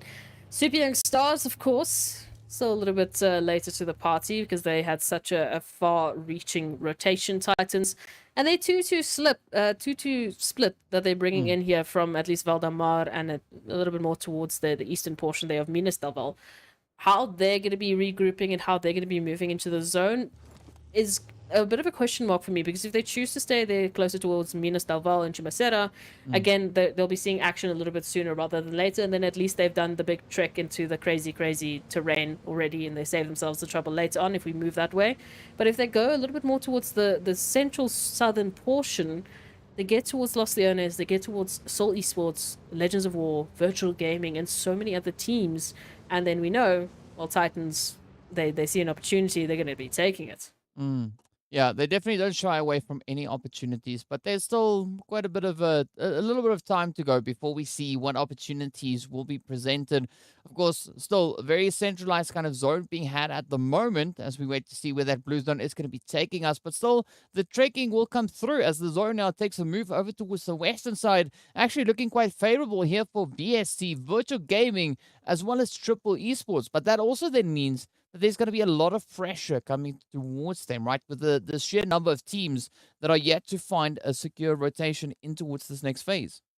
I mean, oh, that eastern portion of the zone, oh, it is terrifying. You can't even really tell what teams are there because of just the sheer number. But it's one round wave, Desert Flame. We're looking at Darkness. We're looking at who else? Soul Esports even. You know, they might even join in. And of course, further on, we've got Leaders and Triple who can turn around and just say, hey, listen, there's a limit to how many people we can join here for this party. Just calm down. Now, as you can see, Desert Flame finding a little bit of action there towards one round Chica going down. Desert Flame not looking to stop anytime soon. They will be very happy to take that confirmation. And of course, Flacco, interesting position they find themselves in, because again, the flank is an opportunity here. Yeah, definitely quite a bit of an opportunity, but let's see whether or not they'll be able to capitalize on that. E-Flex now just honing in to the remainder of the Desert Flame team. As you can see, the hits continue to rain all over the place. Legends of War also now getting into that altercation with Wave. But this is where the teams are really starting to capitalize on their current angles, right? So looking to see if they can reach in and trying to bring in that third-party action. Ooh. I just thought of a pun that I have surprisingly not heard you say. You have never said Flacco with a flanco. Why? No. Why I've have got you not limits. thought of this? I have limits. I'm going far into the pun distance. One day I will match you. One day. I believe it. I believe it. But there's a flame. They're still holding some great opportunities here. Ooh, Legends. What is happening here? Having to get a little bit of a res mowing. We need mowing here. Make sure they get back on their feet. Give them the meds they need. Because, of course, Legends of War at the moment, I mean, looking at the numbers that they're running with, let's see if I can actually read. I actually can't. They're running with 3. Or 4, actually. So, no, it's fine. They'll be okay. But for how much longer is the question, because we know they're coming in from that eastern portion. There's a flame right up ahead of them. Wave Esports just behind them. One round, also in an opportunity to get involved at any point, which point in time. Soul Esports, in the meanwhile, have found a little bit of darkness action as they have trying to be making their rotation. So this is going to be a bit of an interesting one for Darkness. Do they choose to stay, take that engagement, because they do need to, you know, obviously get those raises going, or are they just going to be abandoning their teammates and going for center zone? Now, that's going to be a really difficult call, right? I mean, fortunately, they have to make that decision, and it's not up to us. So let's see how that one kind of unfolds for them. But we do have another development happening with Titan Gaming and the players here from Virtual Gaming Squad. Of course, Titan with a slow, steady approach, looking to move towards Gaddafi and Co. I don't know whether or not Gaddafi and the rest of the team from Virtual Gaming have actually spotted out the potential pressure coming through here from Titan Gaming. Oh, that is going to be a question here. Again, because of Miramar and the way that it's designed, you could be rotating right along a team and you would never know it until it's too late. So we'll see what Virtual Gaming have to say. But you see Alpha Luigi slowly but surely moving on back. But again, look at the zone place that both of these teams find themselves in. Of course, Darkness, Leaders, and VST will be joining them. But hey, here's the answer to your question, DK. One shot spotting out at least one member here of Titans. And well, now they know exactly what is going to be happening here. So one shot going to be keeping their eyes peeled, looking for the rest of Titans. As unfortunately, P6 has been sent back into the lobby. But hey, there's still some fantastic players on this roster that can definitely make a 3v4 happen. Oh, yes, they could even maybe make a 1v4 happen, but let's see how this one goes. Gaddafi now trying to keep up the defensive angle here. Alpha Luigi also now just rejoining with the rest of the team. Titan, meanwhile, having to set themselves up and settle for position a little bit further on towards that southern edge. But now we do see that mass migration coming through, right? The rest of the team situated towards the northern edges are going to become flowing into this next zone. And this is where Virtual Gaming and Titan Gaming really need to bring this kind of play to some form of conclusion, right? Are they now going to start to disengage, or will they continue to advance on each other, looking to just lock in this territory? Well, the answer is going to be Alpha. Luigi will be finding the knock on towards Puncher, so it does seem like the teams are looking to kind of duke it out. Oh, they take this with the risk that, of course, anyone can jump on in with the action, but it looks like leaders will already be just, making me eat my words so quickly. I didn't even get to finish my sentence, and Virtual Gaming are already getting themselves sandwiched. Now Titans needing to return the favor, as Axa at least finds one shot and has to go for the race almost immediately, especially before leaders, Seoul Esports or VST get any way of a closer interaction with them and take for that third-party action. We'll have to wait and see how that's going to occur, but Puncher at least back up to health. Virtual Gaming back to 2, unfortunately, as they hold some good compound and a good amount of hard cover. But again, as we know, center zone, all of these teams migrating to this position, looking to take them out. Yeah, and there's also going to be that opportunity for the players here from Virtual Gaming now just to look to try and capitalize on the ridge lines, but also the fact that we have the players there from VST pulling closer could look to alleviate a little bit of that focus on towards them. As you can see, Atleno now coming in with a quick little dash. But this is where Titans need to keep their head on a swivel, because at the moment they lose focus on the one angle, they are very likely to be rushed from the opposite end. Now, Arab Golden and Slimefork KT are going to be looking to go toe-to-toe. A little bit of that third-party spray down coming through from Triple Esports, but as you can see them situated all the way towards the northern edge. So quite the ranged assault coming through. Quite spicy indeed. All of this action here towards the north, because it's all out into the blue zone. And again, I'm glad that I'm not playing, because I would be so anxious. I wouldn't be able to do anything. I'd just be running into trees all day long. Lag Esports in the meanwhile looking to take out Zero Tolerance. Sky down to so little HP. And of course that blue zone just looking for a bit more to add to their KD, as Lag moves on in for the finish, moves on in for that last nail in the coffin of Zero Tolerance. But it's all going to be down to Paradox to see what they can do to keep the Zero Tolerance name alive. Yeah, again, TEAMLAG coming in with a good showing of that aggression, right? Really starting to hone themselves with regards to that. But again, so you now look on towards Paradox, they're going to be looking to find a little bit of an alternate position to move in towards. Meanwhile, Titans are going to be ascending down upon the players here from VST. As you can see, it's a Burt and Hainsey being the final remaining hopefuls. But Teak, Puncher, Axa, they're not going to let anything pass them by as they move in, clearing it out room by room. But it's a boot quickly just trying to duck out the back end, just having to regroup and put up a bit of a stronger defensive line here. But now down they go. Now that whole strategy being out the door, and now it all comes down to Hainsley, but unfortunately it's not going to be on the cards. Oh, I don't like what I'm seeing right now, but I do like what I'm seeing at the same time. It doesn't make sense, does it? But it's okay. Titans picking up some fantastic eliminations, but again, that means that spells a little bit of trouble for the rest of the teams, and that's why I'm bittersweet, because I want to see some of the action. I want to see other names picking up those crazy eliminations, and hey, maybe Wave might be the team to do that, or maybe it might be Desert Flame or Arab Golden, as we can see coming through here from the western side. Arab Golden, they'll have to fight their way into safety. We can see Angelo just trying to scout out a position or some sort of a navigational path to use. But of course, it's not just Desert Flame that they need to worry about. It's Lag, it's Titans, it's even Slimefork KT moving in from this western portion and still fighting for an opportunity to get themselves into zone. Yeah, and that's kind of the situation these teams find themselves in. Regardless of where you go, you are going to be facing quite a bit of opposition. Now, Ban trying to just play a little bit of a peeky peek here. They know that there's someone up ahead. It is going to be Fantasy holding up. Oh, but the shots being exchanged. Fantasy now having to patch that health bar back up. Lag now trying to make a quick little bit of a breakaway as 1-9 goes down. A9Q takes a bit of a rotation. And Ban still keeping the pressure up. But are we going to see that full send coming through from Arab Golden? The answer is yes. Up comes Ilias. Now looking to inspect and maybe find another opportunity. Knock, knock. Your ticket to back to the lobby has arrived, but will you accept it? You have about 20 seconds as Arab Golden moves on in for the finish. At least Ban does go down. Kakao still holding on to the line. 1-9 now having to flank around the building, looking for the opportunity, but back into the window they go. Unfortunately, they weren't quite ready for Angelo, who just moves on in too swiftly to really react. Of course, Titans, they are going to be able to hear everything that's happening here, so we can see Teak moving into a flanking position on both of these teams.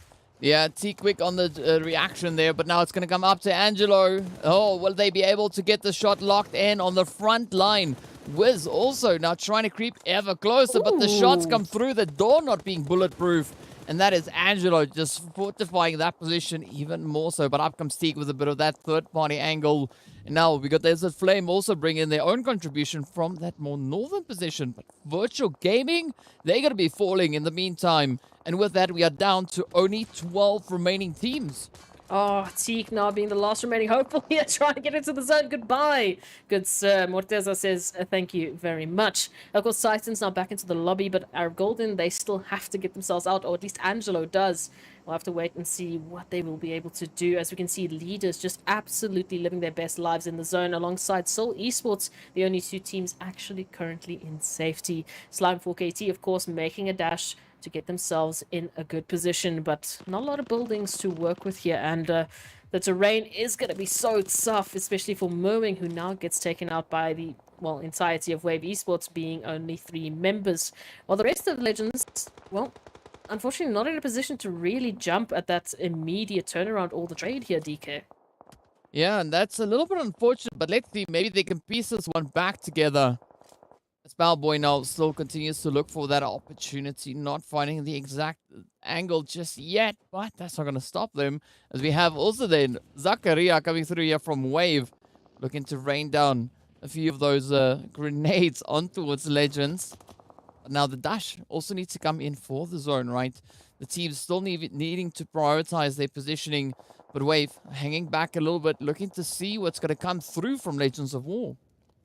Oh, okay. Lashin, unfortunately, is going to get utilitied out of the house. Trying to send a little bit of something back towards Rhino, but now it is all up to Lashin on the 1v3 front here. As we can see, the nade right across the window might actually make the connection. Lashin going to be forced out into the open against Zakaria, making the jump, and unfortunately, does so much damage, but it's not quite enough. Now we take a look at our top 8 teams moving into the zone. It's still Seoul Esports, Slime 4KT, and Leaders who find themselves in the zone.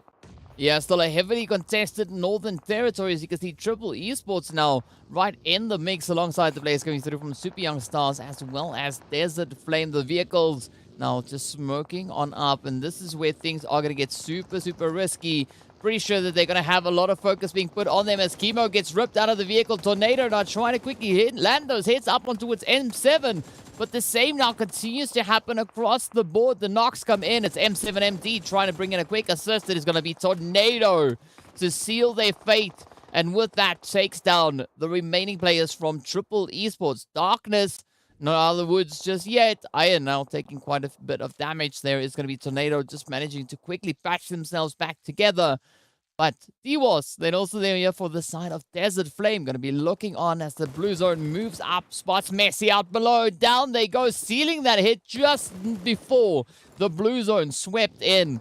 But will they now, in turn, be able to secure themselves? The answer is no. Tornado locks it in. Soul, however, are going to be looking to apply a bit of pressure on towards Wave Esports. We can see Rhino, Ivar, and Zakaria now on the defensive. But down it goes Ivar, down it goes Rhino.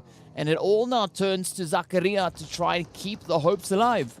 And for how much longer is going to be the question, because the line of sight that Zakaria unfortunately is open to is not only for Seoul Esports, but of course Darkness, and the nades that are getting pummeled right through the smoke is not helping that situation. There's the confirmation. Seoul Esports will pick up Wave as they get sent back with 7 eliminations. So not too bad, but again, now we have to focus on the goal here. The objective, get into the zone. The obstacle is currently Leaders Esports, who have full control of that zone in particular. And of course, Slime 4KT, Seoul Esports, and Darkness still up for the grabs. We can take a look at Omar now dealing so much damage to the Darkness camp. And Hemo just showcasing the ramping opportunities that we have in this beautiful, beautiful Miramar map.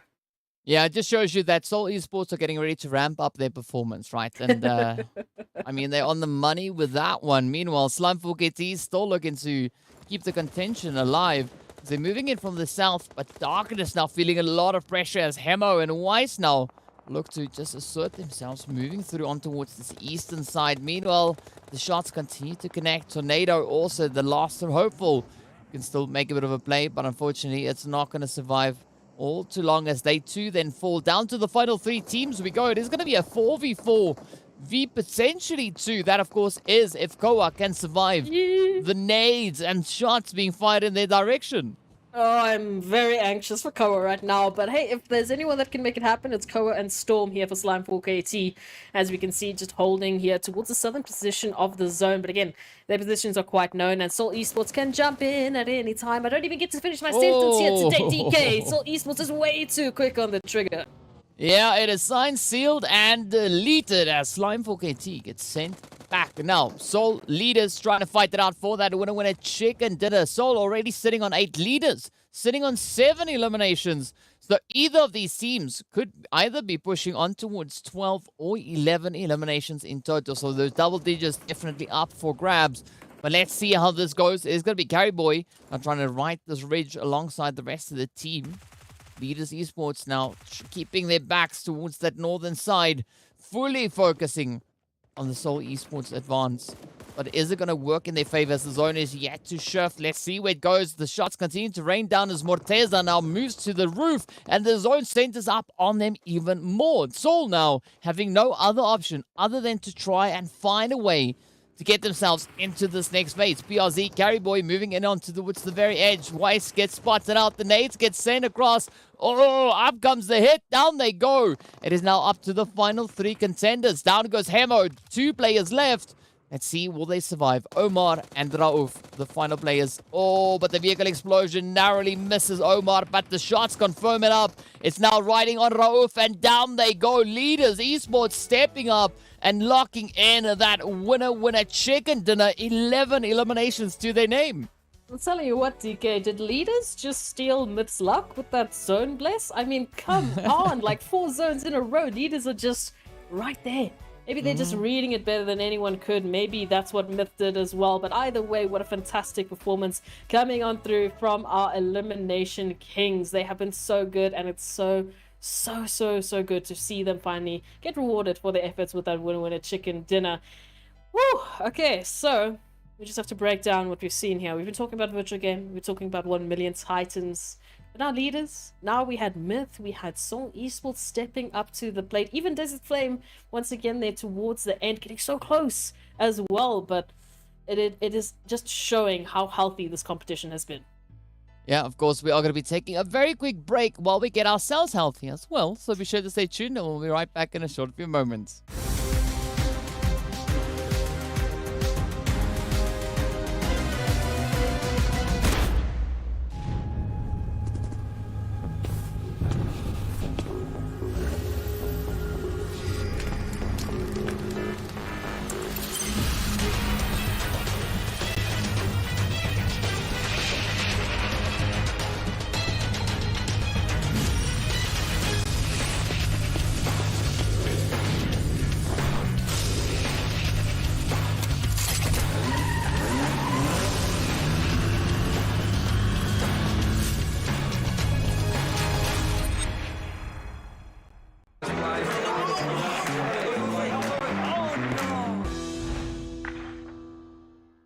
If only I had a weapon, I would take over the punching kick.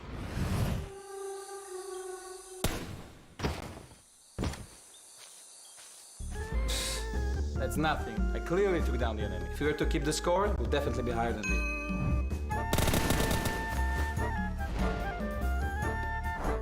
If I hadn't thrown the wrong grenade, I'd be eating chicken dinner for sure.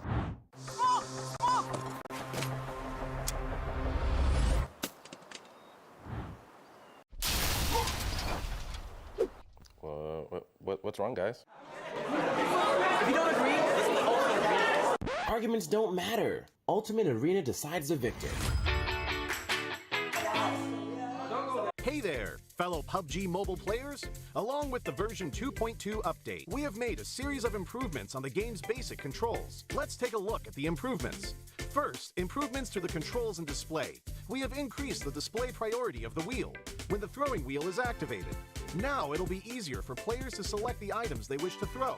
In this update, a countdown will be displayed whenever the play zone is going to shrink. This way, it will be made more aware of the next play zone, and players can plan their routes more effectively. We've improved the feedback effect of marked items. Whenever you tap and hold to mark an item successfully, the feedback will be more obvious when the player is aiming down sights. The markings within the scope have been optimized, so the sight is less obscured. When a player jumps, after respawning or deploying an emergency pickup, it's now possible to mark the battleground with light columns. After a team wins, the buttons for MVP likes and summon statue will be combined. Now players can send a like automatically whenever they summon a statue. On the results screen, we have added teammate numbers, so now players can use the number to identify each other and give likes to their favorite teammates. To make spectating more convenient for players, we have tweaked the button size on the spectating screen. This reduces the chance of tapping the button by mistake. I'm sure firearm balancing is a concerning issue for many players. In this update, we have significantly improved the burst shot of both the SKS and Mini 14 by greatly improving their handling. This will increase their stability fired consecutively and increase the damage dealt to enemies. Perhaps these two firearms will become your weapon of choice after the enhancements. For airdrop weapons, we have made some adjustments to the controls and damage dealt to better balance the airdrop weapons. In the new version, there are lots of new features worth checking out. When you acquire a firearm finish of your liking, you'll definitely want to admire it from time to time. In this update, we've added a firearm inspection feature. Players can now use this to admire their favorite firearm. During combat, players can tap the emote to enter first-person perspective to inspect the current active weapon. A friendly reminder, never inspect your firearm during combat, or you might overlook the enemies before you. Do keep in mind that this feature is currently only available for certain firearms, but it will be gradually rolled out to other firearms in later versions. The recommended layout feature is one of the many new features. When players customize the controls, it's now easier to apply a custom layout recommended by the system with one tap. We've also added a trunk system. Players can now make exchanges while riding vehicles. Use this feature to exchange supplies with teammates. But remember, the size of the trunk depends on the vehicle type. The visual presentation of profile cards have been improved. Players can now set their gender on their profile cards. On the results screen, we have streamlined the results process and improved on the layout, as well as the MVP results emote. On the new results screen, assists will be included in the stats. In future matches, you can try cooperating with your teammates. Even if you don't make the final strike, assists will help boost your results. We have added stationary targets to the training grounds. After firing, the damage dealt and bullet trajectory will be displayed. This helps to more closely recreate situations that players may face in matches. To make it easier for players to practice shooting, the most recently used firearms configuration will be applied by default when entering the training grounds the next time. These are the major improvements for the basic experience in version 2.2. If you want to learn more about this update's content, don't forget to follow the official PUBG mobile community. Winner, winner, chicken dinner. See you next time.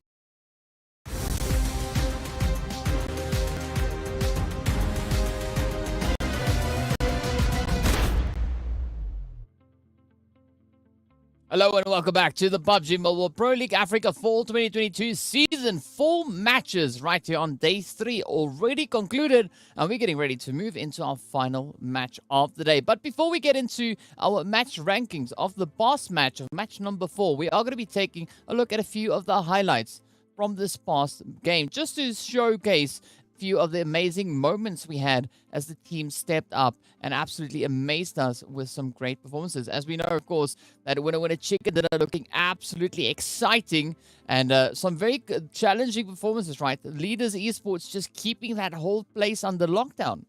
Yeah, no, looking into the final moments, it looked like leaders were, well, confusing me. I thought they were myth for a little while because they were just kept in, getting that zone place after zone place after the zone place. But no, they just brought the absolute action. As we take a look at the upper moments for our first Miramar of the day, it was quite an interesting one indeed. We started off with, a very good showing here from, of course, Legends of War trying to take down Wave Esports. It turned towards Darkness's opportunity to take down Triple Esports. And just towards the end, we had that trade for trade. DWAS taking out Super Young Stars, and well, the Blue Zone taking out DWAS here. But this final moment was absolutely crazy. Between all of the teams in these final stages, DK, there was not really an opportunity to, well, reset yourself, get those HPs back up before you were blown to pieces. Yeah, that just keeps everything so contentious across the board, right? Making it really difficult for any team to find a lot of success. But a few of them did, right? A few teams were able to establish themselves with some decent points. So let's take a look at those match rankings to see what they unlocked. Of course, Leaders Esports walking away with 26 points in total to their name, but Seoul Esports also hot on their heels, coming in with 20 points in total. Oh, like to see it, like to see it. Such an interesting set of teams that we have on the first page this time around. Of course, taking a look at it, Darkness and Wave Esports. Oh, it's good to see those names. Even Slime 4KT, Desert Flame, just to see them on this side of things. It is a fantastic showing for them, as well as Arab Golden, staying consistent, picking up at least points one way or another. As we take a look at that second page, of course, we finish off with 5 points in our top 8. Moving into the second, I am expecting things to obviously drop quite significantly, but hey, at least we have majority of the teams picking up some points one way or another. But unfortunately, DK, 2 points is all that Virtual Gaming are going to be adding to their little bit of a contention against 1 million. You know what? You got to take what you're dealt, right? And yeah, I mean, we still see a team like TEAMLAG, for instance, coming in with those 4 eliminations, even though they got taken out a little bit earlier on, not managing to survive into those later stages. I mean, 14th place, that is still a little bit of a tough one, but still making up for that at least then with those 4 elimination points coming through. But as we're now getting ready to see what our final match of the day will have in store, we know the plane is getting prepped up. The players are readying themselves to see where they're going to be jumping down. And of course, without any further delay, we're going to be hopping straight on over to look at our flight path, and it is going to be starting over at the lovely Al Azhar, which we can see situated just down below. Which seems also then like we are going to be heading all the way over towards that western side. So it's looking like a way more balanced flight path coming through this time around. Yeah, so a great opportunity for the teams to really go anywhere they truly wish. I mean, especially we have some fantastic teams jumping into the northern portions already. As we can see, Zero Tolerance and Super Young Stars obviously heading that direction. But as we know, Virtual Gaming, Titans, Darkness, Wave Esports, they played their matches for the day. So no real opportunity for them to climb the rankings of this week, at least for today. But the rest of the teams looking to close those gaps. These are the opportunities to really put on the best performances of the day. On to Miramar so far, DK. We have had a very interesting set of engagements on Miramar. I feel like the teams are constantly just a little bit on the back foot in terms of those, rotations because of the crazy shifts we've been having. We keep, well, basically forcing the teams into these really awkward engagements, and they suddenly have to be so quick with their 180s, their 360s. They need to keep their heads on swivels. Oh, yes. I mean, the swivel is the name of the game at this point in time. I mean, Marshall definitely doesn't need a swivel, as we can see. 391 meters coming through there. That's absolutely insane. But again, right, this is where swivels kind of comes in, right? D3S, Morteza, Lazy Boy. Wow, that is some pretty crazy figures coming through. 6 coming in there for D3S. I mean, for just finding a good placement with the nade is challenging already. Now, succeeding in taking down 6 players, that says a lot, right? So, some really good efforts being shown by our players. But, of course, looking down on the map, we can see that nice little cutoff coming through on that western edge, right? As we know, close to that position in which VST currently are positioned, there is a chunk of that playable area that is actually cut off. So I'm curious to see just whether or not the zone is going to continue on that western position, or if it's going to maybe make a bit of a swing towards the east. Not a lot of hot dropping coming through, though, this time around. At least, I guess, we've unfortunately seen a lot of teams finding themselves in not all too favorable positions because of those hot drops, going out obviously a lot sooner than they were planning. So at least now they've got a little bit of time to set themselves up, to get the information they need to move on a little further into this Miramar, hopefully, than the previous. But of course, if you take a look at a few things, Skydo doing a little bit of scouting towards Seoul Esports, it's quite, I don't want to say isolated, but split up from the rest of his team nonetheless. Hopefully they will be able to get a vehicle and take that rotation closer towards their teammates. Of course, Legends of War just driving past PRZ saying, hey, nice house. Oh, that's not very nice of you, however. Flick going down, and PRZ saying, hey, you're going to give me the opportunity. I'm going to take it. Yeah, but PRZ, being quite defensive of the house here. Not going to be letting anything... My property. Yes. Intruders alert! Put down the defenses and, off my just make lawn. sure that nobody comes close. So I think that is going to do some good things, at least for leaders now being able to kind of just assert this position even more so. We're yet to see where Morteza and the rest of the team are going to be looking to rotate towards, right? There's still quite a bit of a rotation to be had, but as we know, it's that looting phase, so it's not going to be all too troubling for them. Gary Boy, however, is quite close to the position of Mad Knight, so things could get a little bit frisky and risky on that end. I like it. Frisky and risky, absolutely. So we'll see what's going to occur for some of these teams, how they're going to be handling the action and, of course, the pressure from the rest. But taking a look at things a little bit more towards the northern section, still no early rotations just yet. We still have Soul, Zero Tolerance, Super Young Stars, one round in particular holding that northeastern portion. And again, in terms of the rotation they have to take into that northeastern portion of the zone, I'm not seeing any easy openings here, DK. There really is no pathing right now, at least, that looks like a good idea for me. Even if they do run a 1-3 setup, they're going to get that information very quickly that maybe they don't want to go, really. So hopefully they'll be sticking towards the outskirts, taking a bit of a later rotation, which again, I believe, teams like Super Young Stars and Zero Tolerance are accustomed to, because they always do generally drop to that location. So they know what they're in for should they take a rotation right now. But it is going to be fun.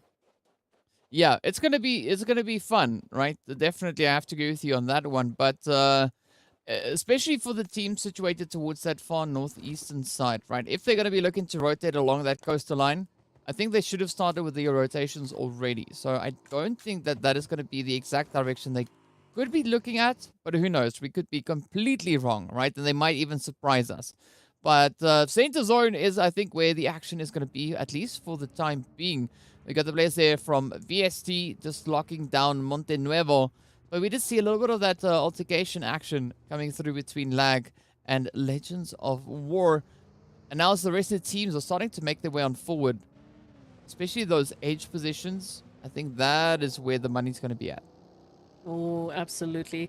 And it allows them that extra little bit of space, that extra little bit of opportunity, but we'll wait and see how they manage it. Of course, taking a look towards the center, we do have already VST leaders, Lag, Legends of War, 1 million, Triple Esports, and Mad Knight. Currently nicely set up, getting themselves prepped and ready for all of the teams and the influx of teams moving in from that northeastern position. As we see, Zero Tolerance already making their approach, with Skydo actually being their scouts right up ahead of Soul Esports. So hopefully they will be able to regroup quite safely, and Soul Esports will give them that space and maybe respect it. But again, we know this is PUBG Mobile. The teams, if they see an opportunity, they're likely to take a look at maybe taking it. Yeah, but I don't know if they're going to be able to catch up to Scardo, right? Because he's quite far up ahead, all the way over in towards that Impala and beyond. So there's quite a bit of distance already being created right there. But if we look on towards the Team Myth, for instance, right, you can see them holding up in towards Minas Generales. And also moving in towards this eastern side, at least for them, it's going to be very comfortable, right? There's no contention here whatsoever. So they can move in, get themselves positioned, get themselves kind of situated, and then maybe look to bring in a little bit of that fortification in anticipation for a crazy shift on the zone. Because if we've seen these Miramar zones, we know that it's probably not all too likely that it is going to be moving even further towards the west, right? Hopefully I'm wrong, and that is exactly what happens. But I'm honestly suspecting it's going to be centering up at least towards Chumacera, that kind of position. Yeah, we've had a lot of Chumacera zones, so I wouldn't be surprised at this point in time. And it would be interesting if it does go a little bit more towards this, the western portion, because 1 million will be like, really? A gift for us? It's for me? Thank you very much. Well, No, it's we'll for see. free. It's for free, it's for me, I like it. But we'll have to wait and see how that's going to happen. Arab Golden coming through in from the northern portion, actually, into obviously a very open El Pozo. As we've said, 1 million have moved already towards Monte Nuevo. So they have a great opportunity to get themselves set up. And Slime Fork AT just getting into the zone quite nicely. Just behind them, of course, or at least just to the east of them. We have one round making a similar approach into potentially San Martin. And a few more of the teams centering up, which means we have that space on the outer edges for the teams that have that later and further rotation to hopefully get themselves situated. Although we know Zero Tolerance, Soul Esports, and of course Super Young Stars still out in the zoo, out in the blue, rather. Well, I keep saying Out in the zoo, yeah. Out I in mean, the blue that zoo. also works, right? Because it's crazy out there. But yes, they are making me swallow my words. As we can see, they are pushing along that coastal line. Well, facing the damage that's coming through from the blue zone. Fortunately for them, it's still only that first phase blue, so it's not going to be dealing all too much damage. But this is going to be the kicker, right? This next phase, this is going to be the determining factor for a lot of these teams' hopes and dreams, and it stays further onto the west. I mean, wow. Okay. Hello. We like it. This is now, especially looking at the area that it's moved in towards, a team like Legends of War could really stand to capitalize on the territory because there's so many valleys for them to just play at. And of course, so getting set up with the elevation, especially in towards that zone, that is where the key is going to be at. And of course, this just adds more pressure to Zero Tolerance, Super Young Stars, Soul Esports, and even Blackjack, as they're still trying to make their rotation from the east. So they have just been chasing after the zone for this entire Miramar thus far, at least. Well, hopefully they'll be able to catch up soon and get themselves set and prepped. But I do like what you mentioned, Legends of War holding such a good opportunity, as once again they were the lucky team, or at least the proactive team, to take that Chumacero area to get themselves situated in that extremely difficult terrain. And now they can set up and they can wait for the teams to try do the same, while they obviously throw a couple of welcoming presents their way in the form of a couple of bullets, or 2 or 3 or 100. We'll have to wait and see. But of course, center zone so stacked with teams. Well, Slime Fork AT, give 7 Reef a welcoming package of their own.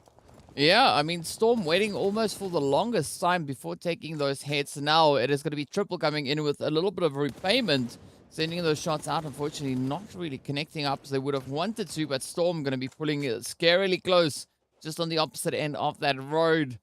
And could this be the vantage point now for Storm and the rest of Slime Fork AT to try and leverage? Of course, Koa also now quickly patching themselves up. That nade almost making it all the way across. But Storm instead using the opportunity to take that as a bit of an escape, right? Using that opening and now just rejoining back to the safety of the team. Meanwhile, Arab Golden and 1 million are going to be clashing not too far from here, right? Just over towards that western edge. But 1 million now going to be perched on high and looking to capitalize on their vantage point. We'd love to see it. Now, come on. Give us a little bit of that action already. Arab Golden, unfortunately, feeling the brunt of the action. But hey, 1 million, it doesn't look like they can stop anytime soon. Like we said, I said, is for me? Is the western zone for me? Because we were here, we were waiting, we were ready for it. And now they've got such a good opportunity with this position to really punish the teams moving into this western path of the zone. And I mean, even if you take a look at there towards Beldamar, of course, very empty, because normally that would be the side the Titans are coming in, but they're not playing here. So it's up for the grabs. Hopefully some of the teams like Zero Tolerance or Blackjack might make that southern approach, just give themselves an extra little bit of space to work with. Yeah, and space is going to be something that teams won't have all that much of, right? As we can see also, Desert Flame leaders finding each other in that more centralized position up in towards La Drillera. But again, some really challenging plays are going to come through as we still have all 16 teams alive. Only 2 players have been sent away so far, right? That's it. We've got 1 knock currently on Desert Flame, as we can see Flacco there. But I don't know, and I don't think that Desert Flame is going to push for that race anytime soon. Zero Tolerance also going to be having a little bit of company moving in alongside them there at the hand of Super Young Stars. But now the zone takes that swing further to the north. And Slime, Arab Golden, Triple, and 1 million, as well as VSC, can now just look to capitalize on their current positioning. But I'm expecting leaders to have their hands absolutely jam-packed with teams trying to move in. Once again, they are the gatekeepers here for all of the teams and the influx of rotations that these teams are going to have to force their way through. But of course, Mad Knight 1 round, just holding a little bit of information here. Mad Knight letting 1 round pass for now because they have a lot more to worry about. Seoul Esports moving into the territory, Lag on their way to do the same. And now we can see Mad Knight with a great opportunity here towards Seoul Esports, but how is this going to pan out? YC up close and personal here towards Tyson. That nade's going to get sent out. Who is going to be making the connections first? Well, neither of them, right? As we can see that nade not really finding its point. Tyson now sending up another hit there, trying to lock in those knocks. But of course, Seoul Esports doing the dance around the rock here as well, looking for their own bit of an opportunity. But still a very kind of spread out play with Mad Knight with their backs to the zone, focusing solely on the players here from Seoul to move on forward. But will they be able to ascertain the exact position of the Seoul Esports team? It's going to come down to, well, how well they can fish out with those nades. We'll have to wait and see.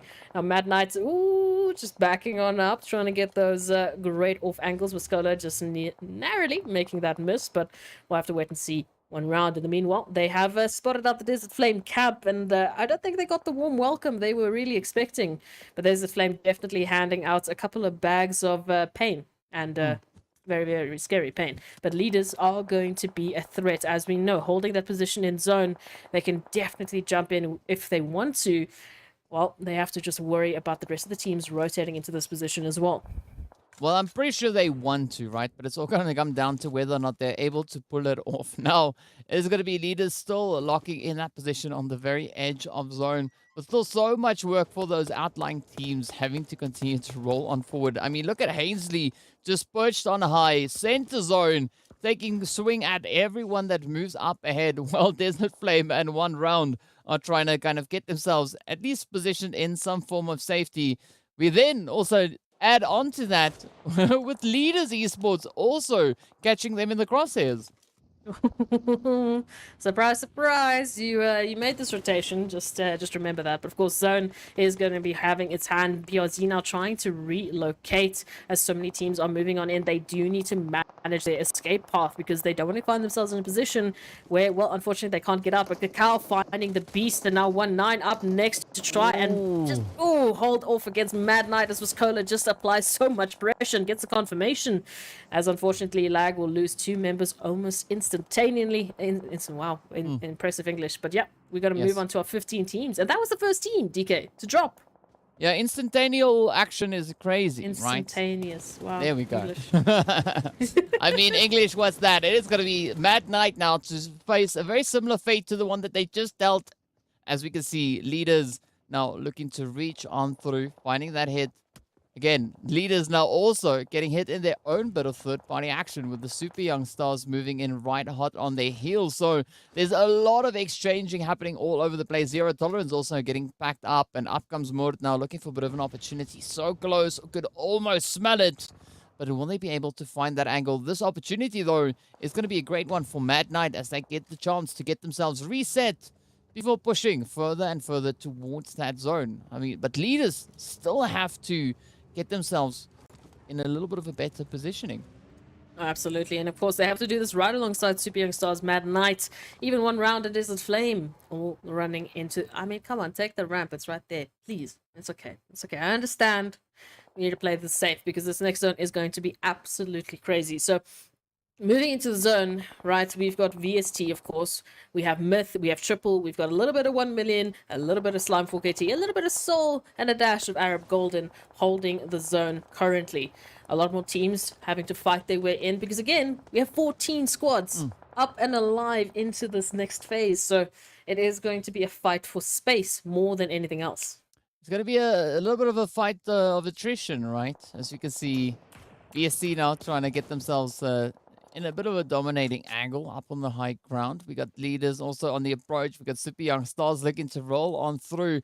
I mean, it's pretty much everyone except for Zero Tolerance and Lag because they're not here. Now, it's going to be that mass convergence of teams looking to push through. Leaders trying to test out their options, but not the easiest role. Meanwhile, VSC in a great opportunity. They can just sit down, or sit back rather, and just reach in almost any direction and pick off players as they start to rotate up. Oh, so esports now. A little bit of line of sight, a little bit of information here and there onto Slime4KT, onto VST. I mean, take your pick.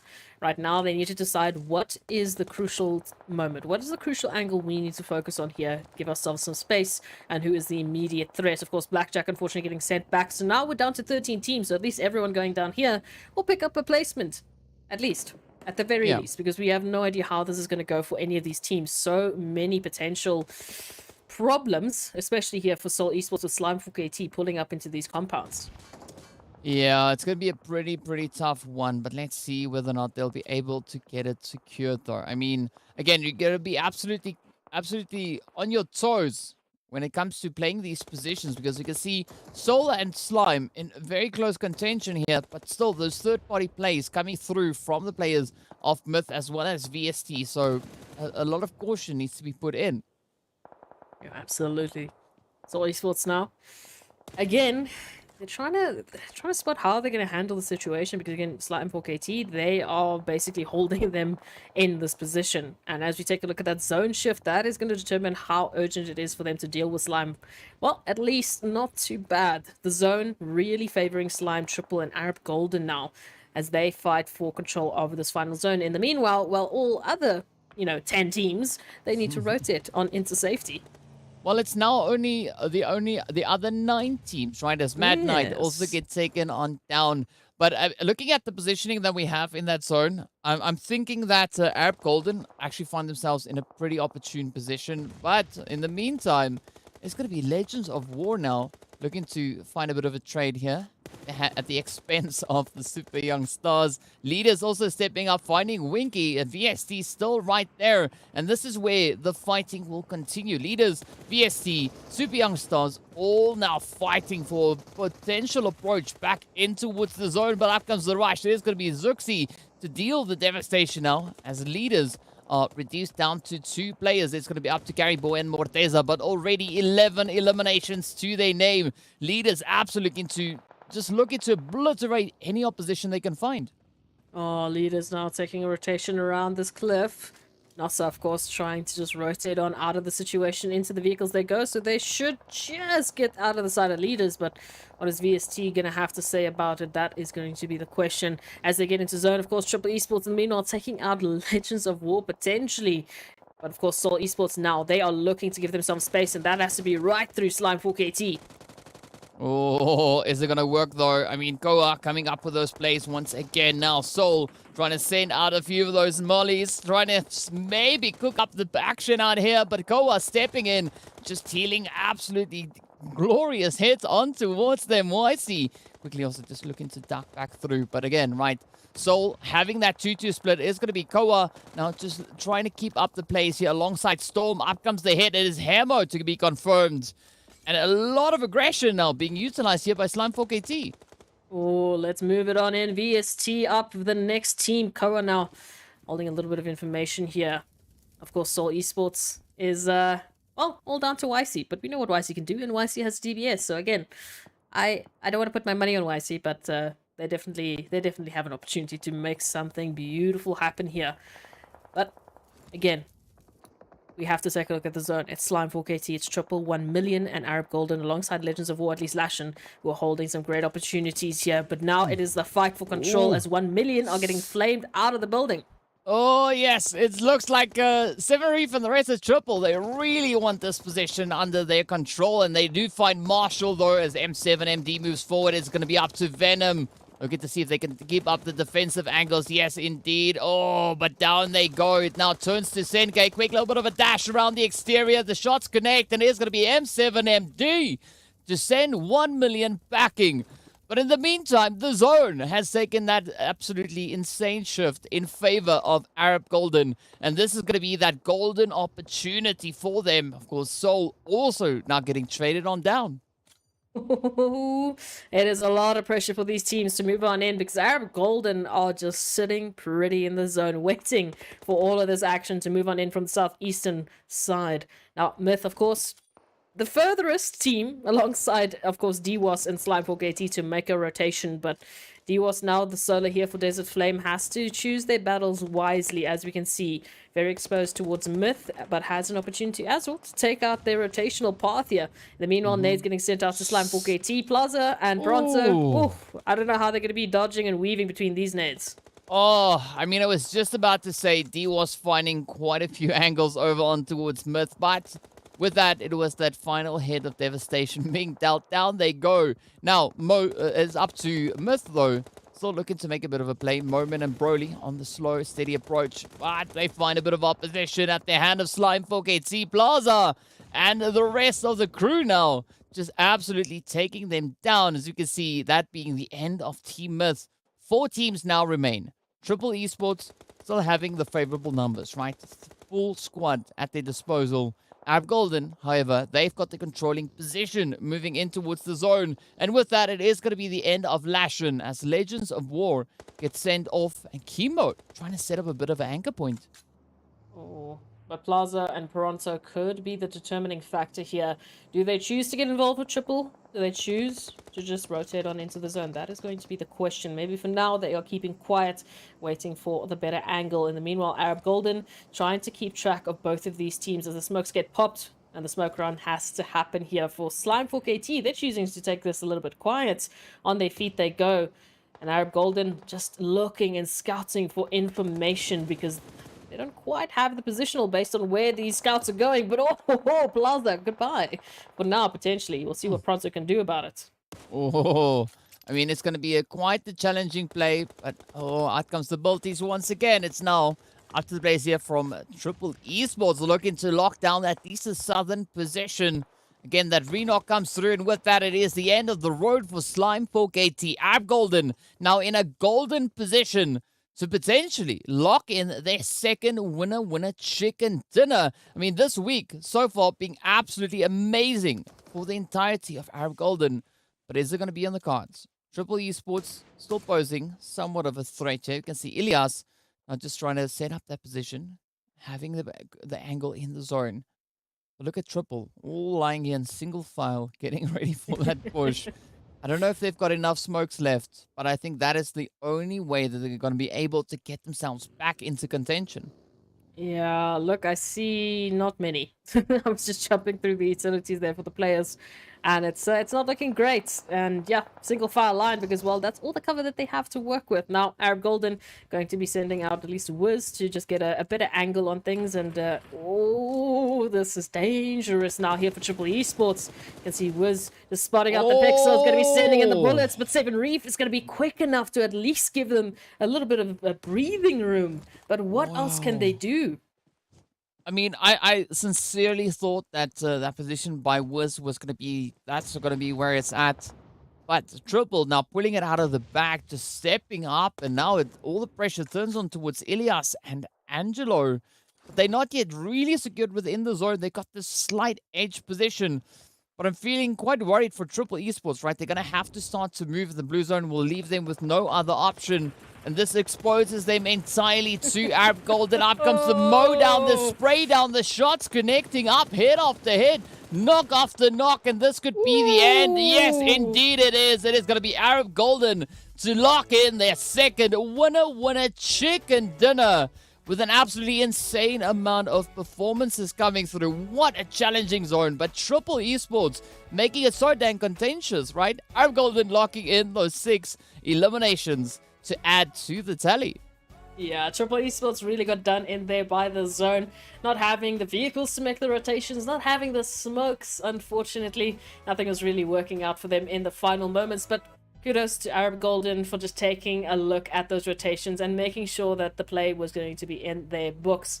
Now, of course, that is the last map of the day, so 2 more days of play left, and so far we've already seen a lot of the teams that have been pretty quiet, at least for the last couple of weeks, suddenly bringing a resurgence in energy and a very different approach from what we've seen so far.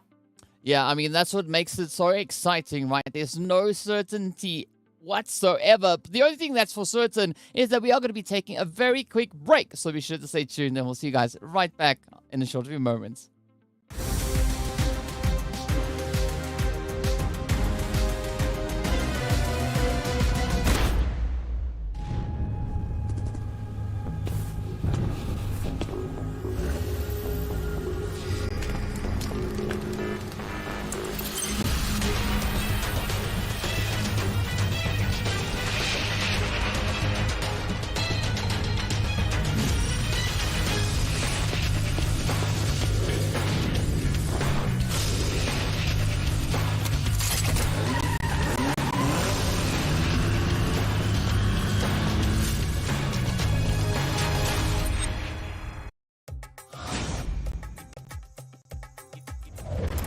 Hi everyone! In PUBG Mobile version 2.2, we'll officially release a new Battle Royale map, Nusa. Nusa is a 1 kilometer by 1 kilometer tropical island. The island is bright and sunny and has beautiful beaches, rolling hills, and dense vegetation. In addition to the natural scenery, it also has many areas that have a unique style and combat characteristics. Without further ado, let's take a closer look now.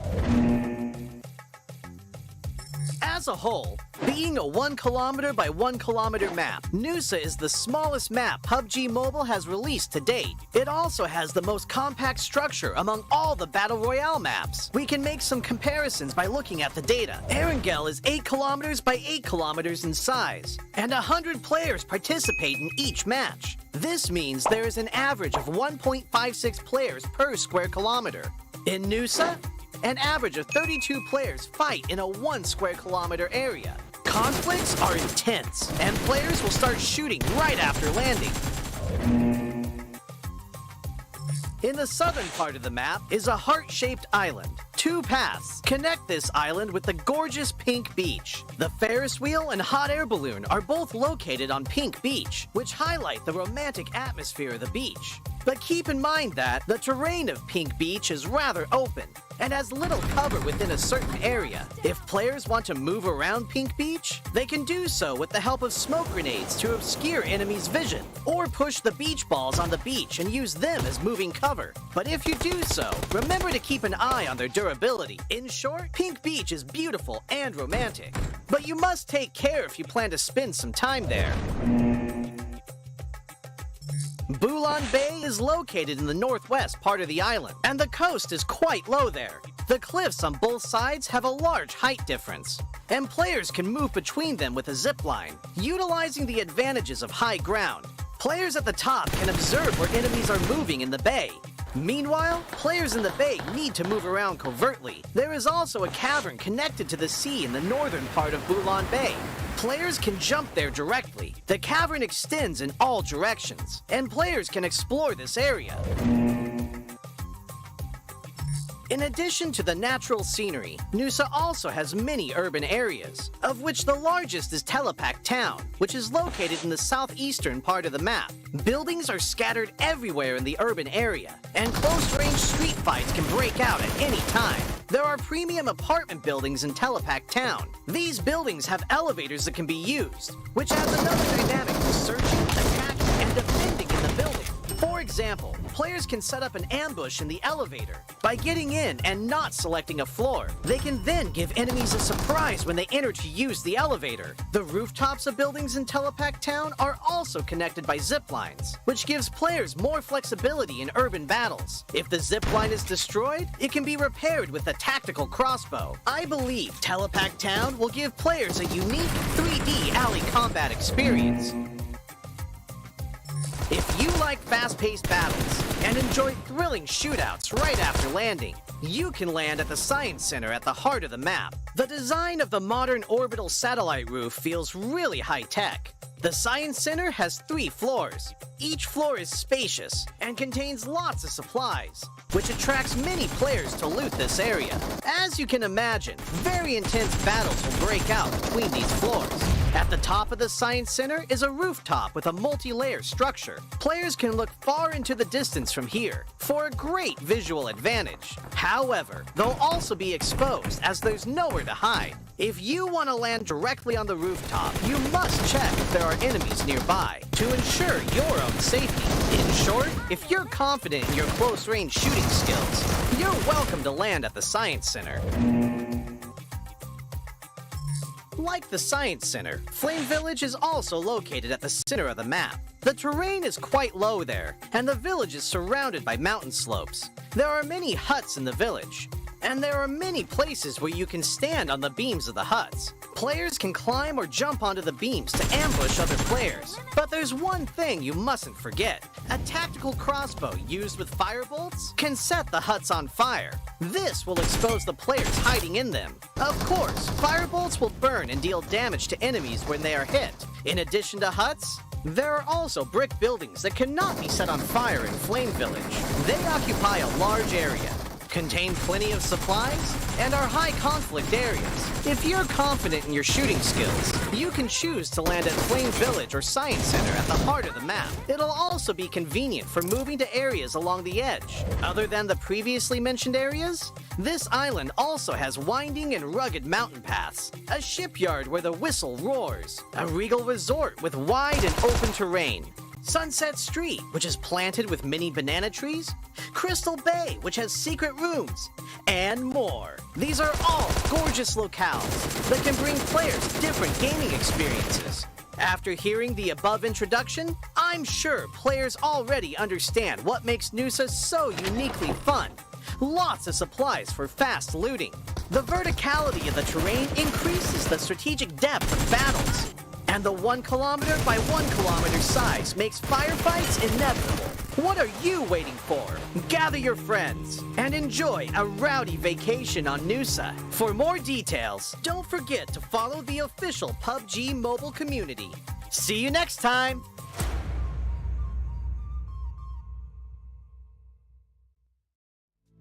Waiting for somebody to come and save you from the cold of night. Easily, we've been falling in disbelief. I think I'm ready for another try, but this feels like the last time. So why did you say goodbye?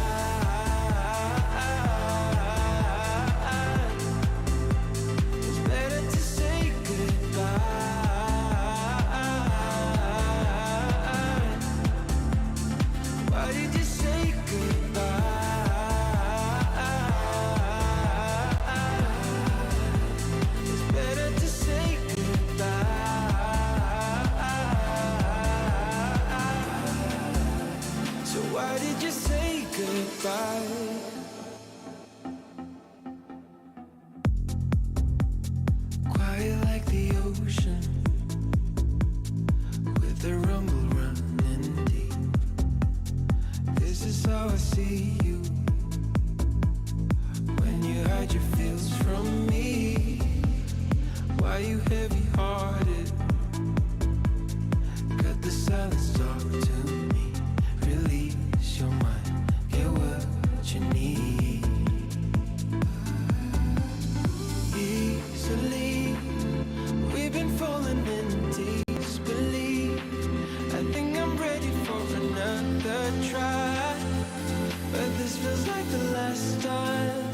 So why did you say goodbye?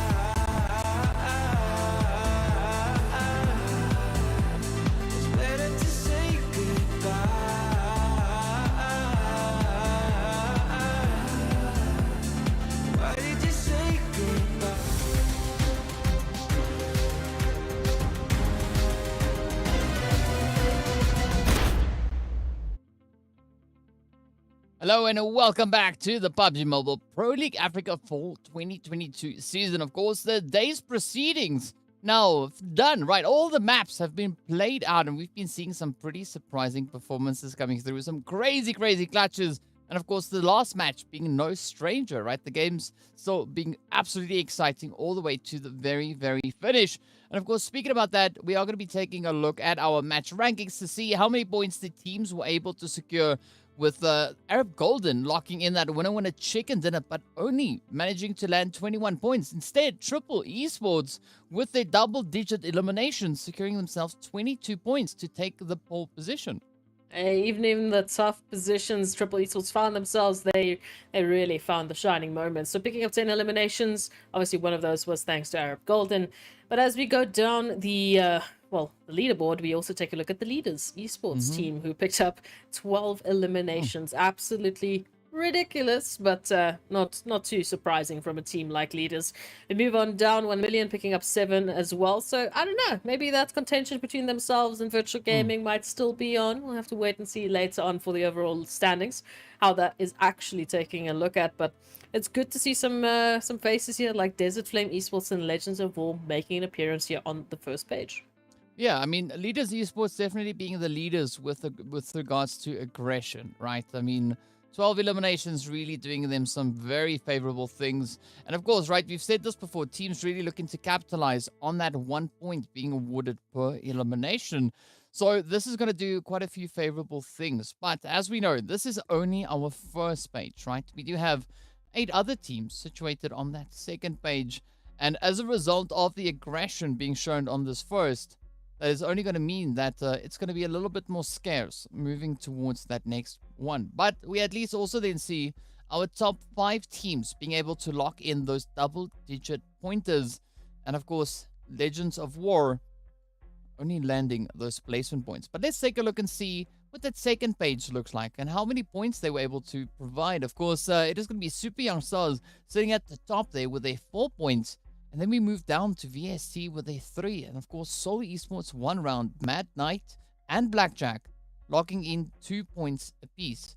With Zero Tolerance and TEAMLAG having a little bit of a less favorable performance.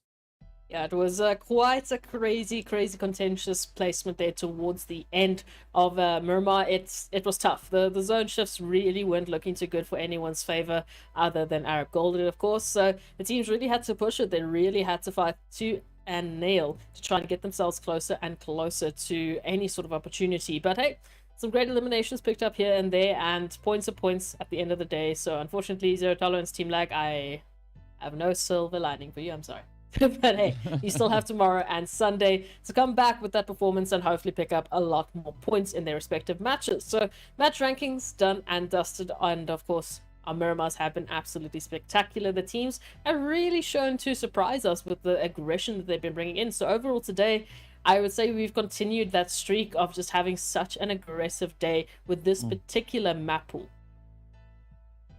Yeah, pretty much, you know, and that's kind of just the roll of things, right? And of course, speaking about roll of things, we are going to be rolling into our overall rankings where we can see the players from 1 million holding on to pole position, just 1 point ahead of Virtual Gaming. But Virtual Gaming doing a really phenomenal thing here today, right? Locking in those 100 placement points.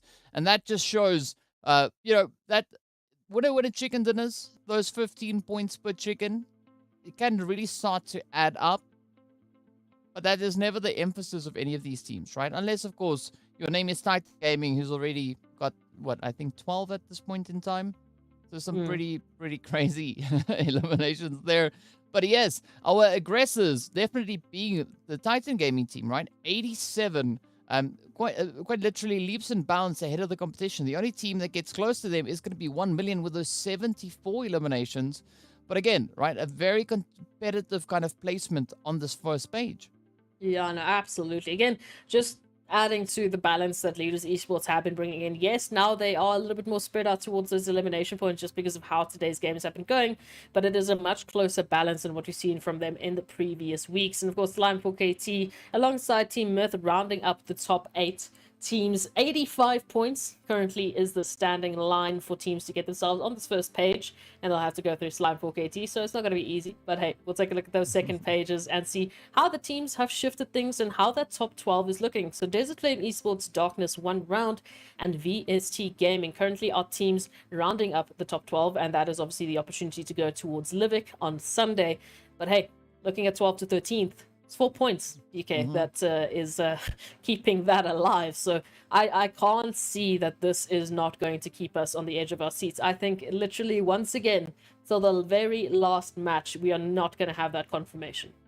Yeah, as we know, right, it's all the way down to that very last game, and that's going to be where the money will be at. As the teams have been just shaking up situations, as you can recall from the finals for the spring season, right? Desert Flame just narrowly making it up into that top 6 on the very last game, right? And so there's all these opportunities that are going to come through for the teams. And as you said, right, it's down to the very, very last one to see who will be the teams to lock in those positions. Of course, as we know, after this week, not only the top 12, but also then our top 16 overall that are going to be moving towards that finals. But still, the team sitting on this last page, not too far away from still being in a position from which they can still make sufficient change. Absolutely not. Super Young Stars still holding strong at the top of this last page. Of course, looking to close that gap of about, well, what is it now? 14 points to get themselves into the top 16 and a few more points, obviously, if they want to get into the top 12. But we'll have to take a look and see how Saturday and Sunday's games are going to pan out for these four teams. Mad Knight, TEAMLAG, and of course, Blackjack Esports. But hey, TEAMLAG, we know the eliminations that they've been bringing to the table today have been absolutely phenomenal. So one way or another, they are starting to close that gap. Only 5 points away from Super Young Stars. And of course, we know just a tad more, and they could be finding themselves on the second page, or maybe even a bit higher. We'll have to wait and see. So it's good to see that these teams are still fighting tooth and nail right up until the end. Yeah, and I mean, we've never seen a consistent third page coming through, right? We know in the first week we had the players from Desert Flame, Zero Tolerance, Legends of War, and Darkness situated on that third page. Into second week, we had the players from Arab Golden, Wave Esports, Darkness, and Mad Knight. Now, looking on day 3 of this final week, yes, we are still seeing the players from Mad Knight situated there, but that is all going to change as we move into our final 2 days, right? Where the teams will still have those 4 matches per day to bring in the necessary changes. And in doing so, look to confirm themselves onto that second page, potentially, right? I mean, that is still very much doable.